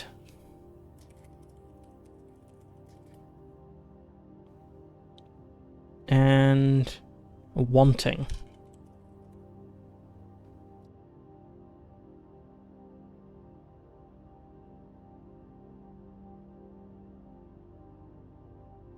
Seek a truth is a weird goal to have that would lead to someone. Oh no, I know. Maybe this guy is. Maybe this is the sort of person who would set the world on fire just to see how things work. We've got ourselves a mad scientist. Okay, so Jagger, this guy who just wants to know how things work and doesn't care about the costs or consequences, who will just pursue truth no matter what, and so clashes with people over things, and is somewhat disliked, I would imagine, is the one who did this.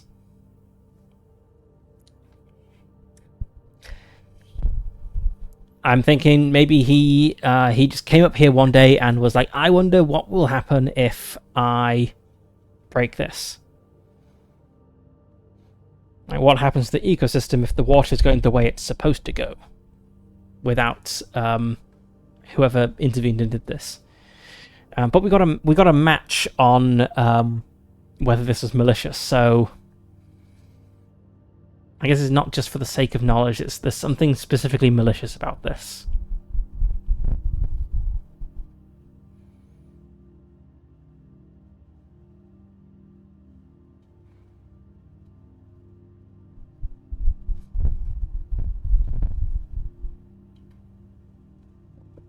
I'm not really sure how to fit that in, so let's just go with this guy is like aggressively scientific.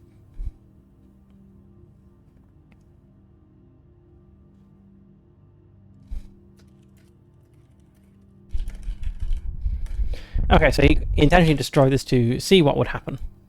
And what's happened is that the town is in like a period of drought. Right, so we've examined the mechanism. We know that it's been intentionally damaged, someone needs to repair this. Neither of us are craftsmen, so we need to go and fetch someone to deal with this. So I guess we'll just return to Mornhaven. Maybe we'll like pick up like if there's like a broken like piece we can get, we'll pick that up and like bring it with us. And we need to return to Mornhaven, which I think we just do. I don't think we need to roll to see if we get there. Yeah, I think we'd get back to Mornhaven, go back to the Jarl, and explain the situation. So we found the source of the mountain spring. It is an underground river. There it was an ancient dam. I guess it's like a floodgate style thing, right? And like an ancient floodgate used to divert the water so that it supplies the mountain springs and then ultimately the town. But that floodgate has been destroyed. We need a blacksmith to fix this. Here are some of the pieces.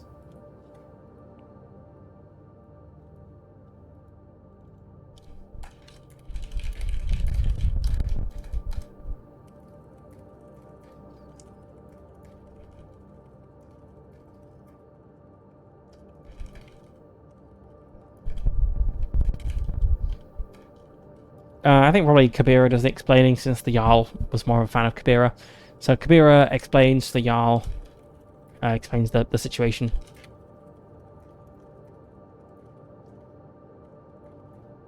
Which I think this is going to count as progress. We found the exact problem, we know exactly what we need to do to fix it.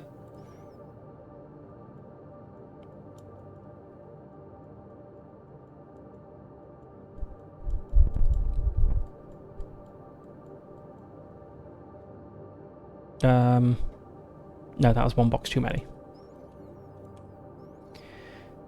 Okay, right. Can explain the situation to the Jarl and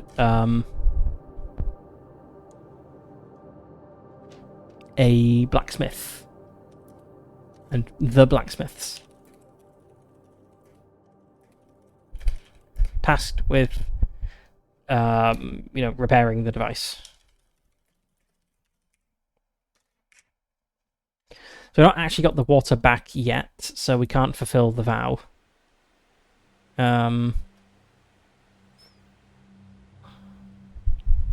So presumably someone needs to actually go. So yeah, someone needs to actually go and reactivate the thing once we've got the spare parts. And I think probably this is it's going to be facing danger, because if we're, let's go back to our picture. If we're like in this cave when the river is flowing through, when someone closes this floodgate, the cave is going to start filling up with water very quickly, and so you'll need to climb out of this dangerous situation and escape before you are smashed against the wall repeatedly by a fast-moving underground river. So I think facing danger. So let's say that some days pass.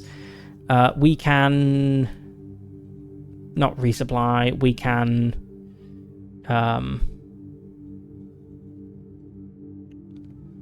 maybe we can resupply. Maybe let's say that some days pass. There's a portable forge that gets set up at the top of the mountain. There's a couple of blacksmiths kind of around who are working on this, studying the pieces, putting it together.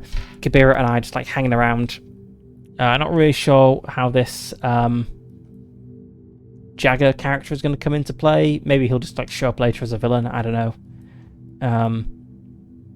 But we hang around for a while. The blacksmith's working on this thing, and while we do that, we shall resupply.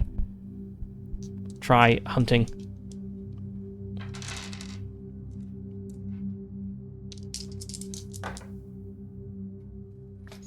We are rolling plus wits. My wits is a 7. That is a weak hit. Take +2 supply, but suffer.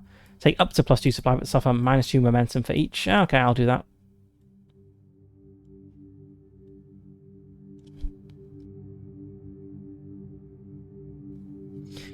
Okay, right. So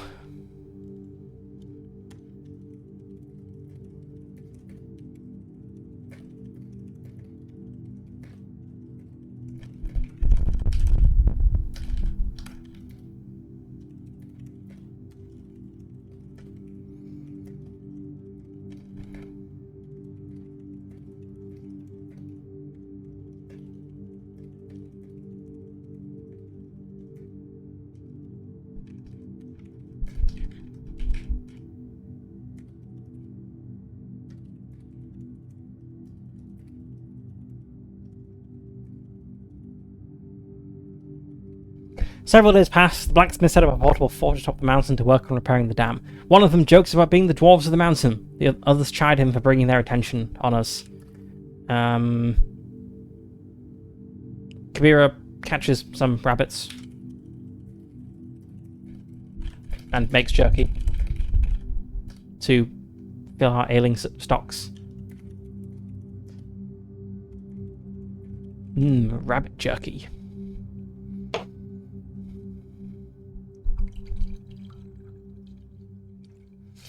Eventually, the device is done. But someone will have to in the cave to activate it. And we'll then need to climb out. Before being dashed against the walls by the rising river.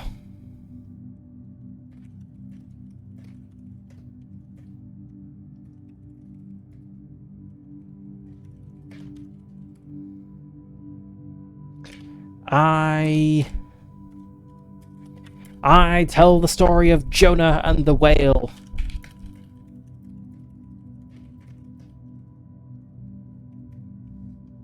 Saying that no watery threat will take me.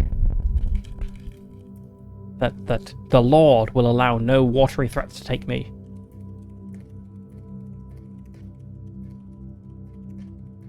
While I still have work to do. And I descend into the cave. Okay, we are definitely facing danger here, but could I get any guidance in my morning prayers, perhaps? I think so. I will... Let's say that we kind of finish this, like, making the thing, like, one evening, and then it's the following morning when I go down, and before I do, maybe, like, when I get down in the cave, I pray, like... God, I know you can hear me even though I'm down in this damp cave. Please, like, let me succeed in my task so that I can save the town. Amen. And I get a strong hit. So I take +2 momentum. I have secured an advantage.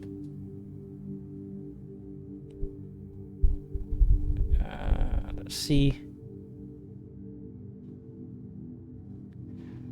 So I guess I get this as well as the +2 momentum. So I get +2 momentum from that, and then I will take the take control action, which is make another move now and add +1. And the other move I'm going to make now is to face danger.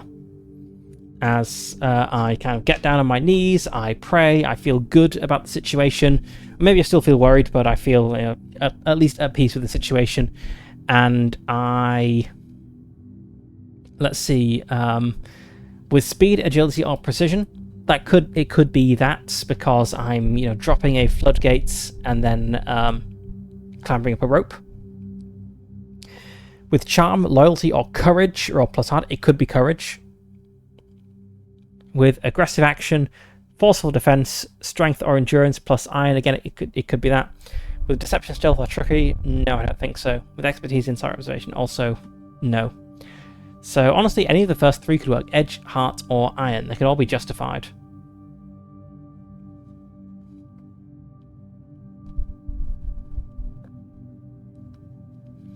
I think probably edge or iron more so. I'm going to go iron because it's my higher number, so of course I'm going for that.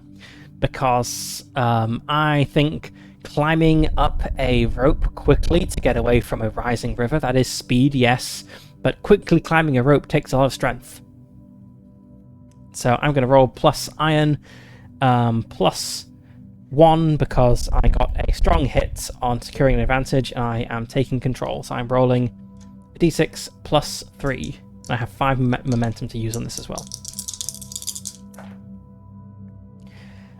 Okay, perfect. That is a strong hit. You're successful. Take +1 momentum. So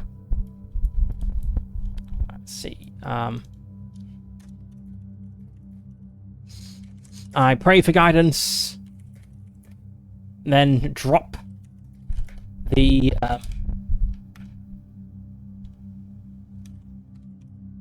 gates, sealing off the river,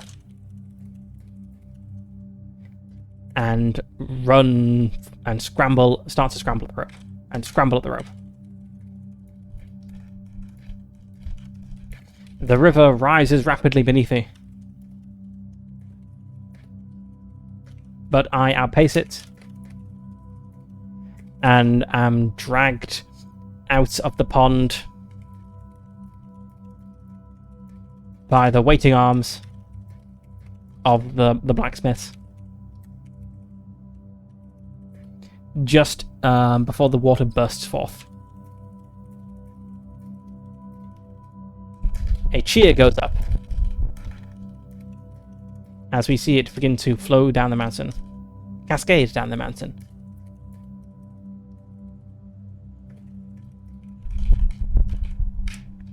That's going to be another progress on my vow, and I should then roll to fulfill the vow.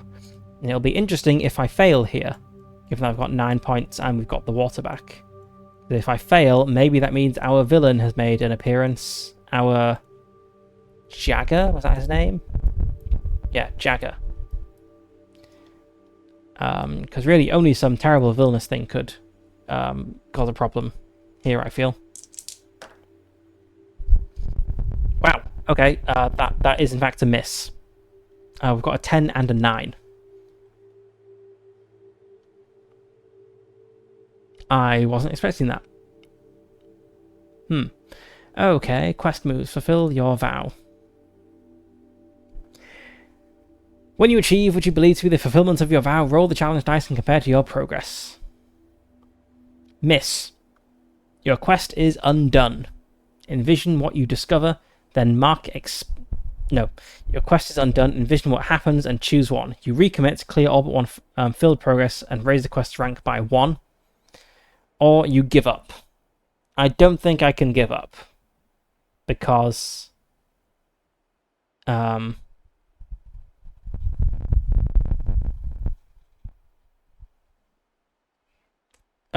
it's this is the town in which I want to establish my church, so I need it, established.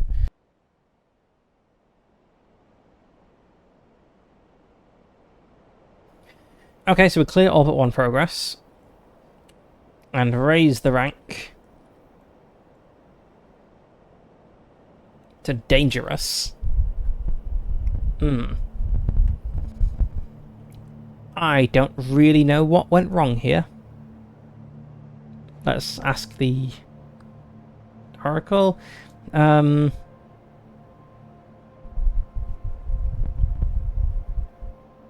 Probably an action or a theme, but something our mad scientist has done, I suppose.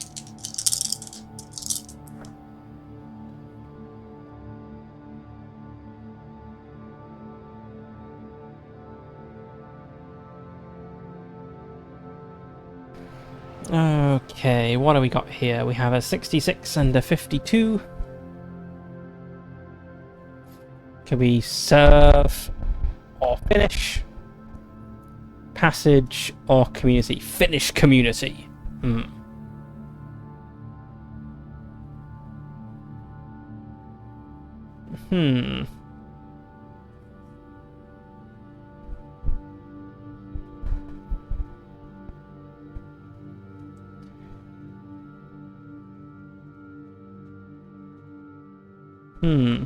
Yeah, this is an odd one. Because we've got the water. Like, it wouldn't be satisfying to say, no, the dam fails, and so the water goes away again, because, we've got the water back. So there needs to be something, like, wrong with the water, or something. Maybe, like, after an initial burst of activity, it slows to a trickle, or maybe there's too much water, so it's actually causing problems.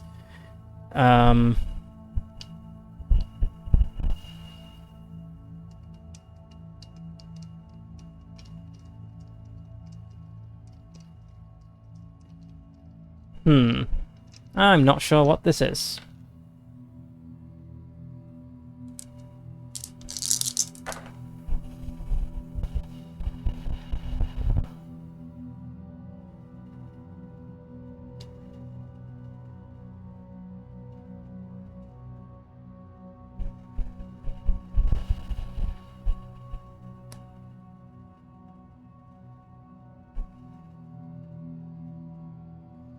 Okay, so what's Jagger's deal?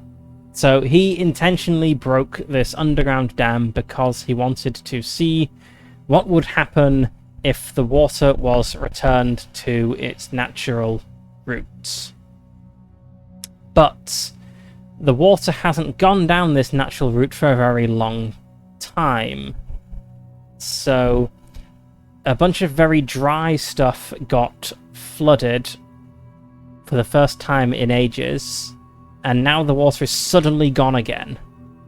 Maybe this is going to cause not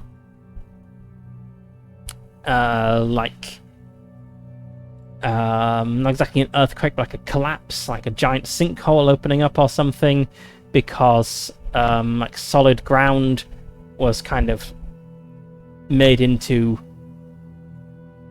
mud, and now the mud's collapsed because there's no water supporting it. Could be something, but why would that make the quest? Why would that make the vow bigger?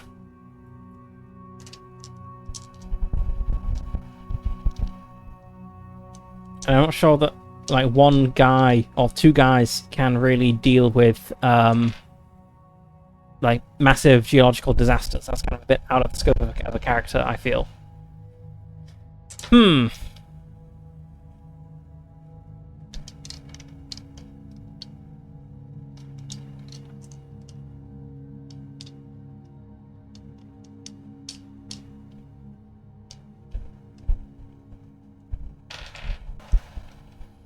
Okay, let's go back to the dwarf idea. There actually are dwarves here. Yeah, okay. So this is true again. Mornhaven was originally a mining town. The land was dry and inhospitable, and some bargain was made with the dwarves to kind of exchange knowledge in exchange for water. Recently, Jagger, whose goal is to just learn how things work, was one day curious, why do we get water from the mountain? And went up there and found this mechanism, which he broke. We have now repaired the mechanism. But the water stops again, and a small figure comes up out of the hole in the ground. And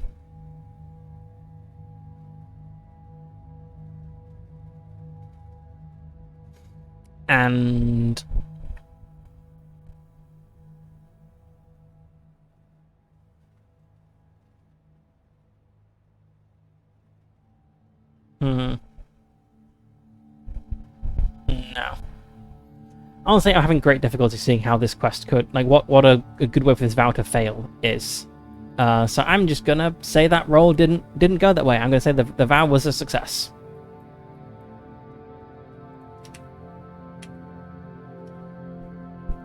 So let's say that worked, actually.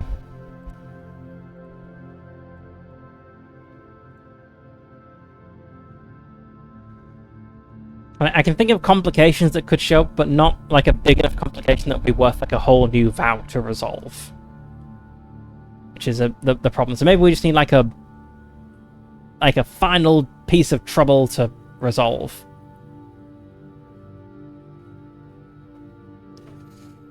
Let's see, is there something that Jagger could do that would be like just a final thing to do to kind of mark this as finished? Then we can like just say we got a weak hit on this.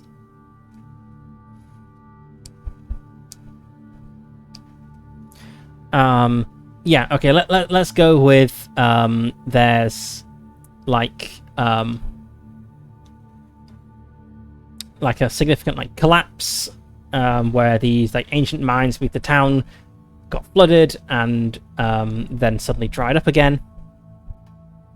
And So we get the water going again. We come back to the town though and find that like a significant chunk of it has just like sunk into the ground, and we need to spend the next few days like helping like move things and save people and whatnot. And maybe I could like cheer people up with my story weavering. Maybe I can like, it's not really getting someone to do something that can't compel, I suppose. I'm trying to like raise people's spirits. Let's go with that. I am raising people's spirits by telling stories of similar happenings, and that's. I'm charming, pacify. I'm pacifying, I think, which is plus heart, which I have 2 in. So okay, so that does work. And okay, let's gain some momentum. And then we get a weak hit on the vow.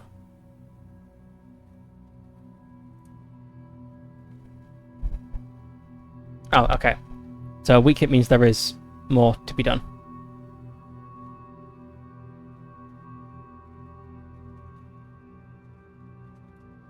Oh, I don't get any XP. Okay, so right. So let's just kind of summarize what happened here, because I was a little bit confused. Right, so we swore a vow to repair, to restore water to the town of Mornhaven, which all the wells had suddenly dried up, like in the recent past, like a matter of days ago or something. We journeyed up the mountain, following a dried-out riverbed to try to work out what happened, and we found this like weird feature. Like the source of the river is apparently just like a pond, a dried up pond with a hole in that descending into the mountain. So the water somehow comes up from inside the mountain and fills this pond and then spills over into a river. We clambered down, and what we found there was an ancient floodgate which had been sabotaged. We returned to town, reported this, and got the blacksmiths of the town to go and work on repairing this. We got it repaired, activated the mechanism, but the sudden like movement of the water from filling this underground space to emptying the underground space and then going back overground led to some collapses in the town as things like sunk into the ground where water was suddenly removed. And ultimately we got a weak hit on the quest, and we need to spend some time kind of doing disaster relief and calming people down to kind of deal with the situation. But it is done.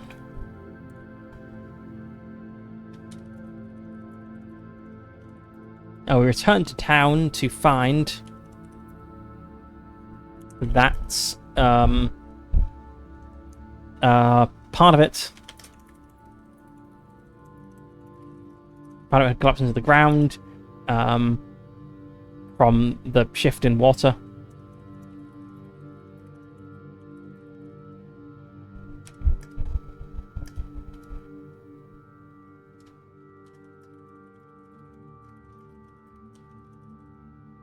Spent the next few days helping with the disaster relief and calming the people.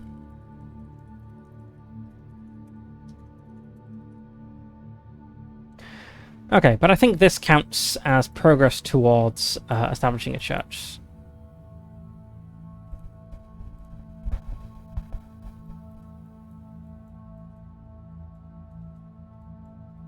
Okay, we need to do at least like one more step towards this before we can try to fulfill it. I'm just gonna step away for a moment. I'll be right back.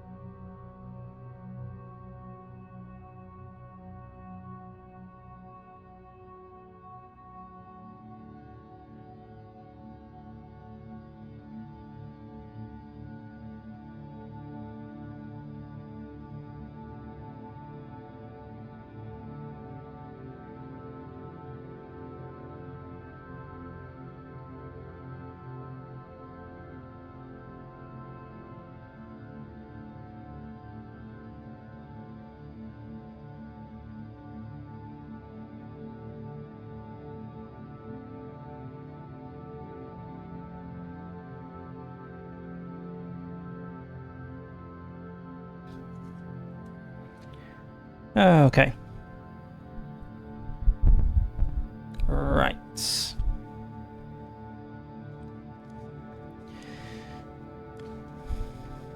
So we need to do one more thing, really, before we can establish a church. So we've shown up in town. Right, so what have we done so far? We have... So these first two were for winning over Kabira, who is a like known, respected local person. And so winning them over to our faith is a big step. Then these two were for helping the village of Longwick with finding their children. Then these two are for restoring the waters of Mornhaven. I was kind of hoping the third village we stopped at we'd have something we could do, but we couldn't really do anything there. So I think we need to undergo another like mini quest here. Probably not like a whole vow worthy, but you know, something. But first, let's sojourn, because we're running. Well, we're down on both supplies and spirit, and also just narratively, we've spent the last few days, you know, kind of really at it. So I think taking some time to rest makes sense.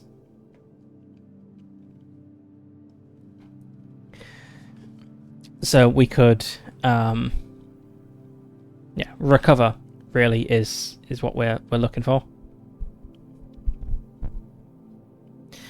So when you spend time in a community seeking assistance, roll plus hearts. If you share a bond, add +1. We do not share a bond, so we're just rolling hearts.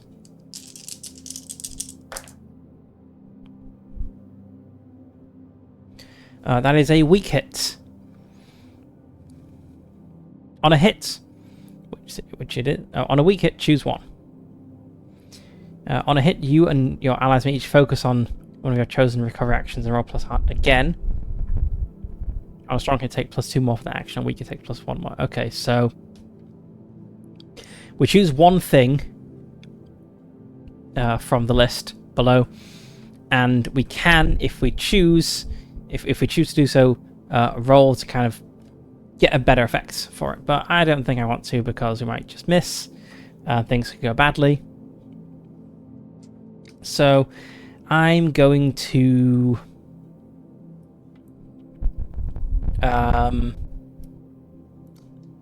let's consort. Let's take some spirit. So I guess how we'll represent this, like what's actually happening here is Cuthbert. So we just had like a disaster in this town, with like homes being destroyed by falling into the ground. Cuthbert is going to spend some days kind of seeing to the spiritual needs of the people, and trying to like help them out, make them feel better in this troubling time. And this kind of revitalizes him because it's doing what he cares about. But am I actually going to manage to convert anyone? Yes, I'll roll a compel for that to see if I manage to win over any people. I think this is plus heart. Now that is a weak hit. Okay, I think that means that the people here are, you know, they're interested in this new religion that Cuthbert is preaching, especially since Kibira, a local Galderman, has converted. That's a pretty good endorsement, but they're not fully convinced yet. So I think when I like establish the church, I'll get some like curious people showing up, but they're not ready to convert just yet.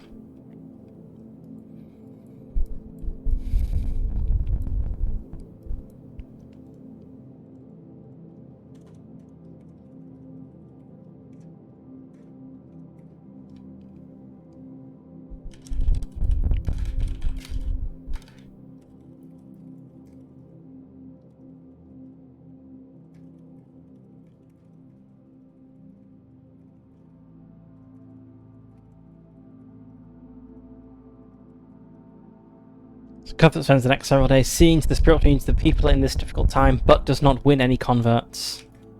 Let's see. Some are interested, but non-converts.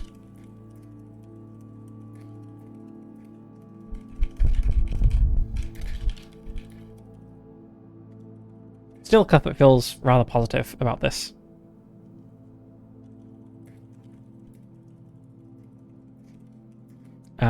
And he feels positive because they are nearly there.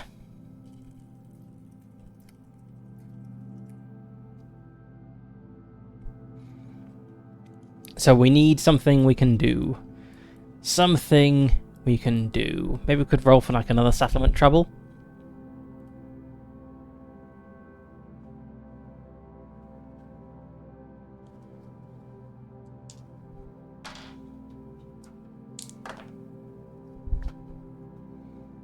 Corrupted by dark magic. That feels like a big thing. Yeah, the problem is all these settlement troubles, that these are kind of big enough to be the basis of a vow. Whereas we just need like something small that goes wrong.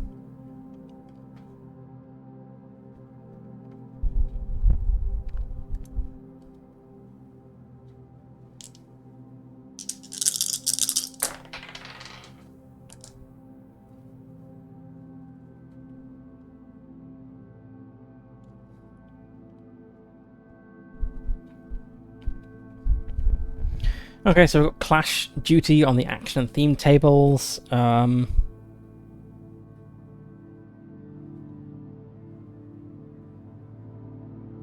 Clash Duty, Clash Duty.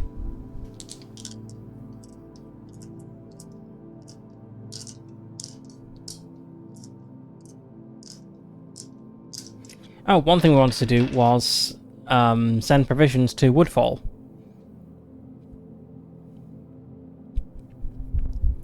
Let's just apply the clash duty to that. So let's say we go talk to the Jarl, when he's got a bit of free time, dealing with all the troubles, and we explain that Woodfalls is in a bad state. They're suffering a famine, but he says sorry, he cannot help them.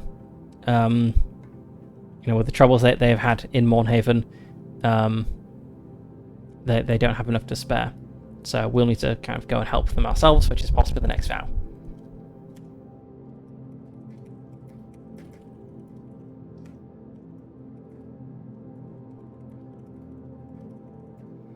About, what was the village called? Was it Woodfalls? Yeah.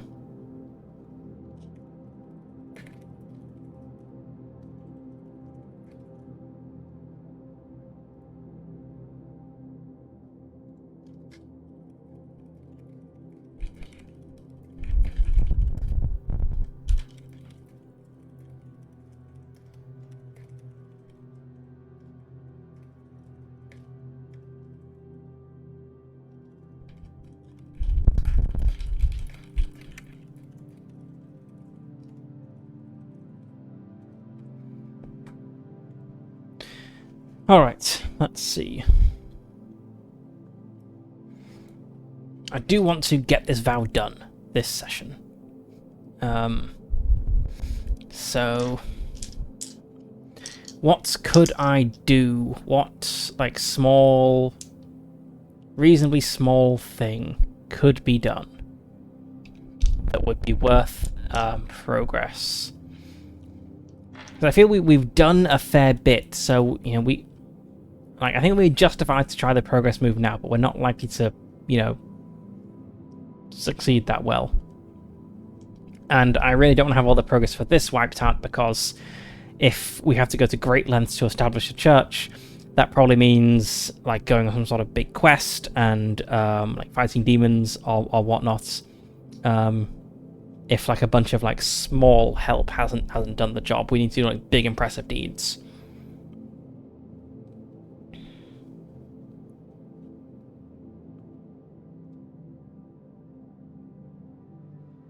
But doing something with the current bad situation in Mournhaven feels fitting, helping the unfortunate, that sort of thing.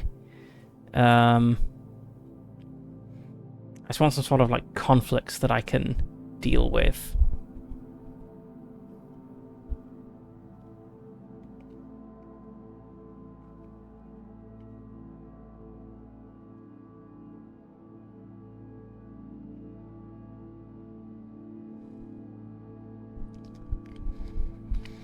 So we've already tried compelling people to converse and none of them have been up for it. I don't think we can just try it again.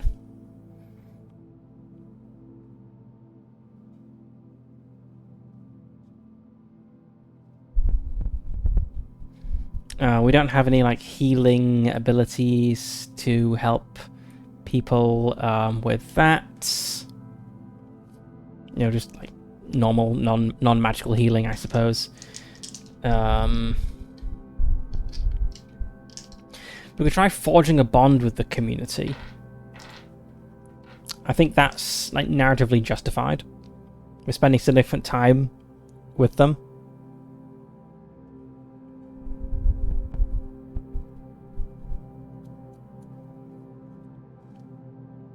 Yeah, let's try forging a bond with this community. I won't count this as a free one, so I'll say I just got 2 free bonds. But now this one I have to actually forge. So, rolling plus hearts. I can apply my Story Weaver here. So, the Jarl, who is this like big raider looking guy, Cuthbert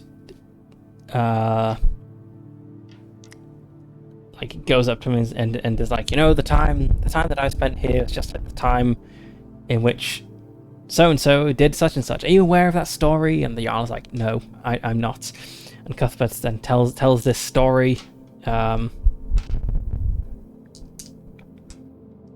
That's like one thing that happens, and then he's also spending days helping people here, and like looking after the sick and injured. And he did help bring back the river, which helps. In fact, it says if you make this move after you successfully fulfill your vow to their benefit, you may reroll any dice. So this is, you know, not immediately afterwards, but it is shortly afterwards. So I think forging a bond works here. That's a D. No, that's a D100. But that's fine. That's a 2. Okay, so plus hearts. It says. Okay, so this. Yeah, so we add +1 here, so that's a 6. And then it's plus heart, so we've got an 8, which is a strong hit. It says add +1 momentum on a hit. On a strong hit, make note of the bond, mark a tick on your bond progress track. I think it's just 1 tick, I think. Let's have a look.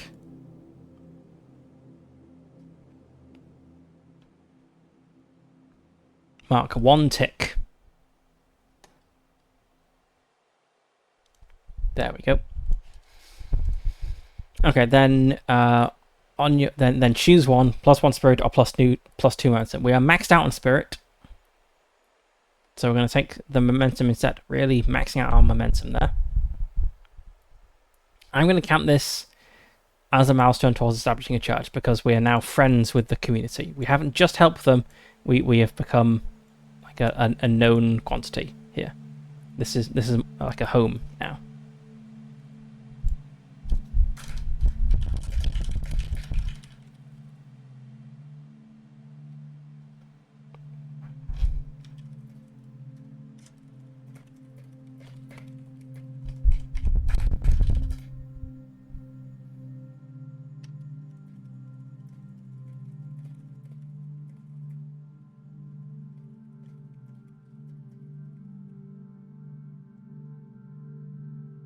Okay, so let's just make a little note here.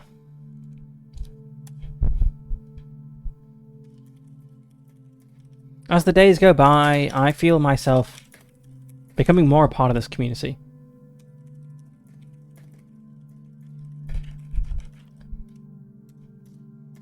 The locals no longer treat me like an outsider. Nope, text box is full.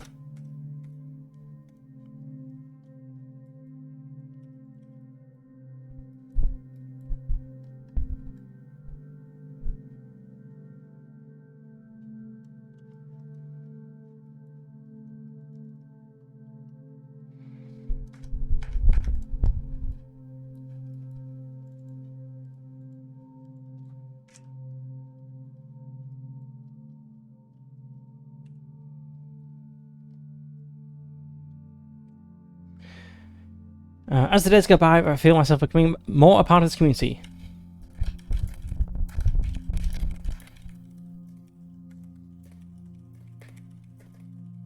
The locals no longer treat me like a stranger or flee from my proselytizing.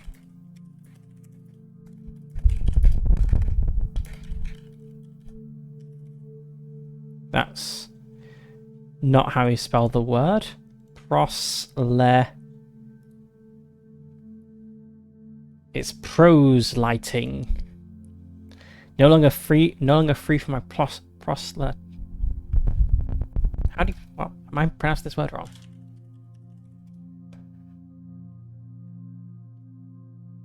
Proselytizing.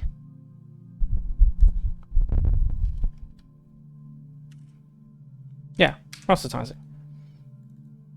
And that's... Yeah, he wants to... Okay.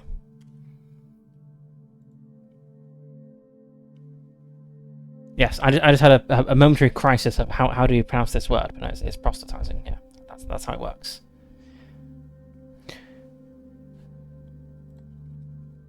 Okay. Anyway, yes. I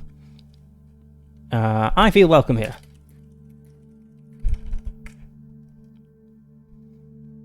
All right. I have forged a bond.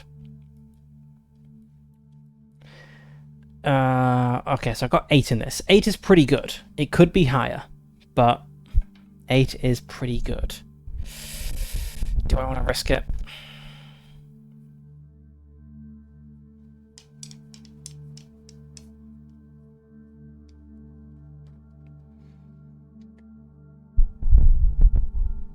Sure, let's try it. Let's try fulfilling the vow to establish a church. So after I've kind of become embedded in the community somewhat here, I will go to the Jarl and say, you know, I would like to... Maybe there's like a building that was somewhat damaged in the in the collapse, and like it's not inhabited at the moment, but it is repairable. I'm like, I would like to take this building with your permission and use it as a church, and we'll see how it goes. Okay, a 7 and an 8, and we've got an 8 in the progress track. So this is a weak hit.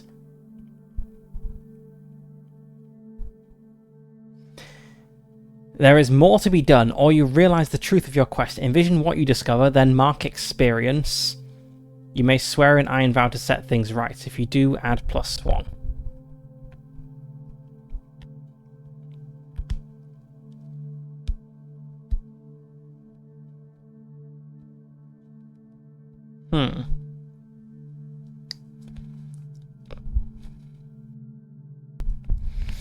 So what does this actually mean?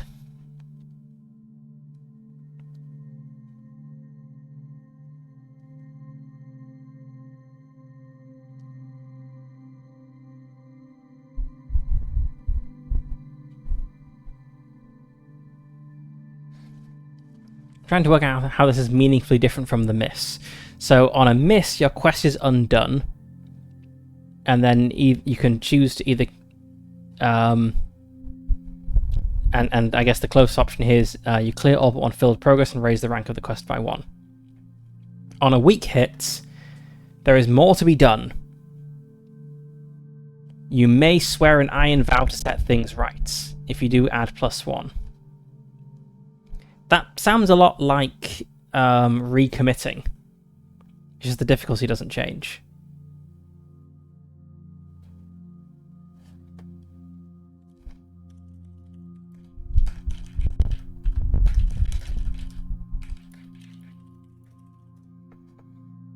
But I feel like it can't be that. That feels not too different.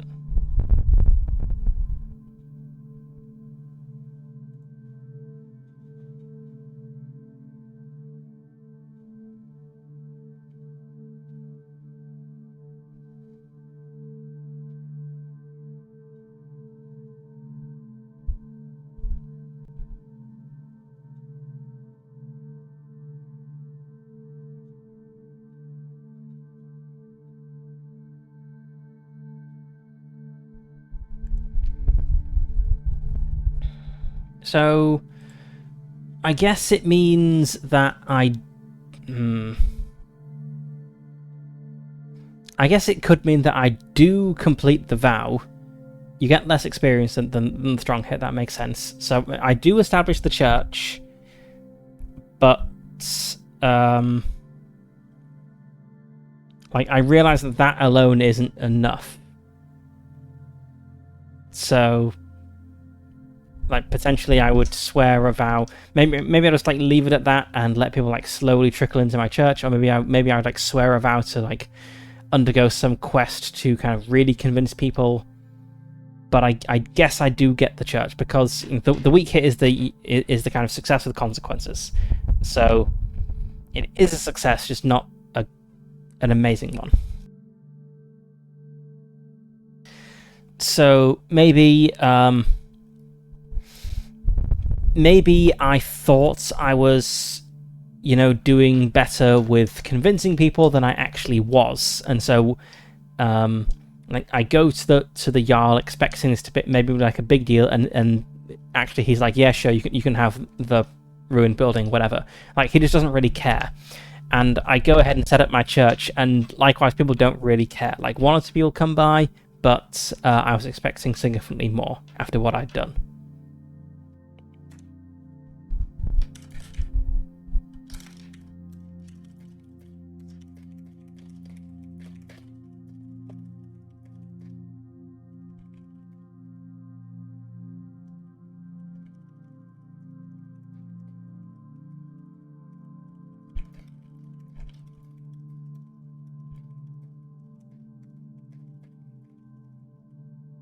One day I go to the Jarl to ask permission to convert a damaged building into a church.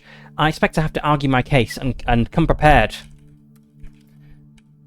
with stories of my journeys in these lands. The people I have helped. And those who have listened to my words.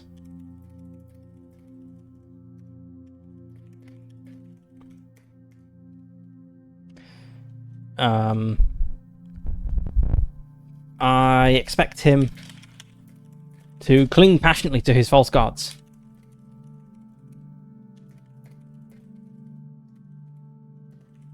And to deny the true faith.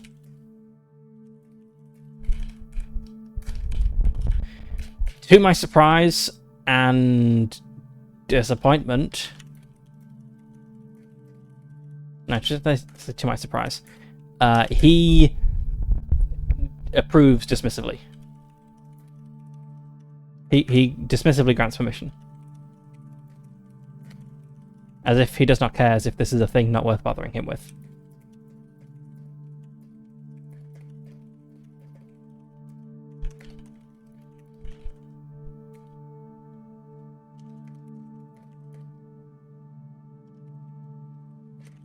To my surprise, he dismissively grants permission, as if he does not care, as if this is a matter too trivial to bother the Jarl of Mornhaven with. I thank him and go my way. And Kabir and I set to work converting the building into a church. I do not expect a flood of parishioners.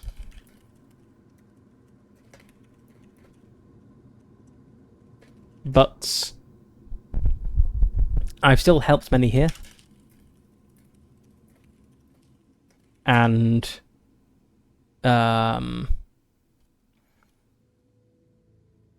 tell the tales, whatever. Share the wisdom of the Gospels.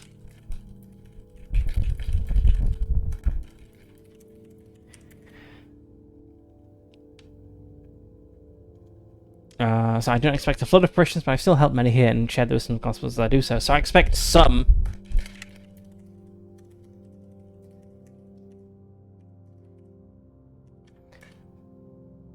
But very few come. A few curious souls.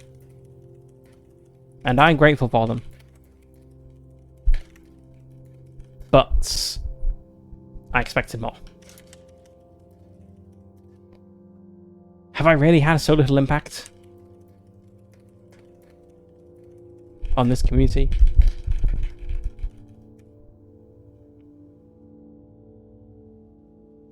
I've established my church. But winning the hearts of the people is another matter.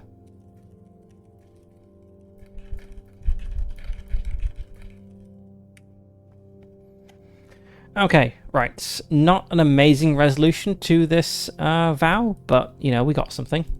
Also, because we got a weak hit, we didn't get any experience for it.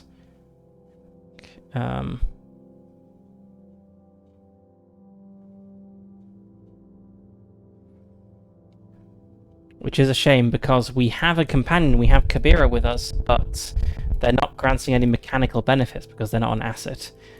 We can't get them as an asset because we don't have the XP for it.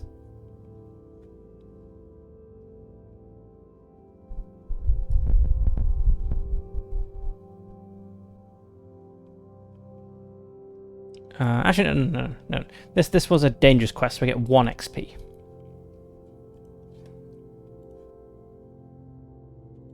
But, you know, that's still not enough to do anything with.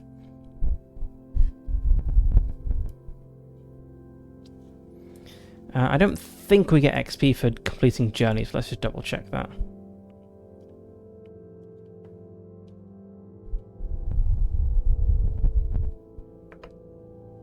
Yeah. It's just vows that grant XP, which makes sense because, you know, completing vows is what the system is about. So that's what XP should incentivize.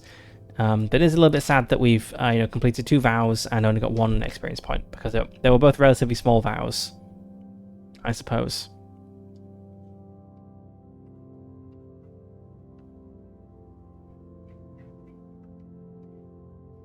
I don't think we get vows XP from like combat either. I think it's just vows. Just quickly search low stuff for experience. Yeah, when you fulfill your vow, you gain experience. That's all it's for.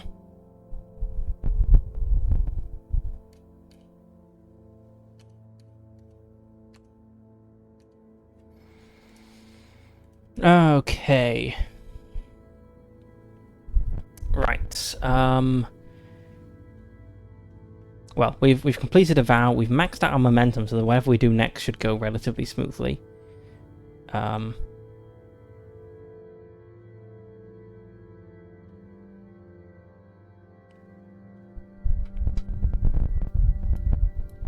do want to do a new vow, but I'm not really sure what it is yet. It's probably helping out Woodfalls. I didn't swear a vow at the time I was there because I thought, you know, we'll just send provisions when we get to town. But now we've got to town, we couldn't get provisions, so it does make sense, I think, for them to be a vow. And maybe there's like a demon blighting their crops or something, which seems like a worthy thing to do. But we are 2 hours and 40 minutes into the stream. It is super hot here still. And my brain is still melting, so I think we'll call it here and pick this up next time with the new vow, something to do with helping Woodfalls. I will figure out what that is, and it's supposed to cool down significantly tomorrow and over the next several days, so hopefully I'll be in a better headspace next time. Right, so there is no stream tomorrow because I will be at an escape room with my friends, and I really hope the escape room has AC. You know, it might seem strange to question whether a business has AC, but it's not a guarantee in England. So no stream tomorrow, which means we'll be picking things up next week on Monday with a one-shot, Friday with more Ironsworn, and then Saturday looking at a system. I have 2 things in mind. I'll choose a thing over the weekend, as whether one of the options is valid is somewhat out of my control. So that's it. Thank you for watching, and see you next time.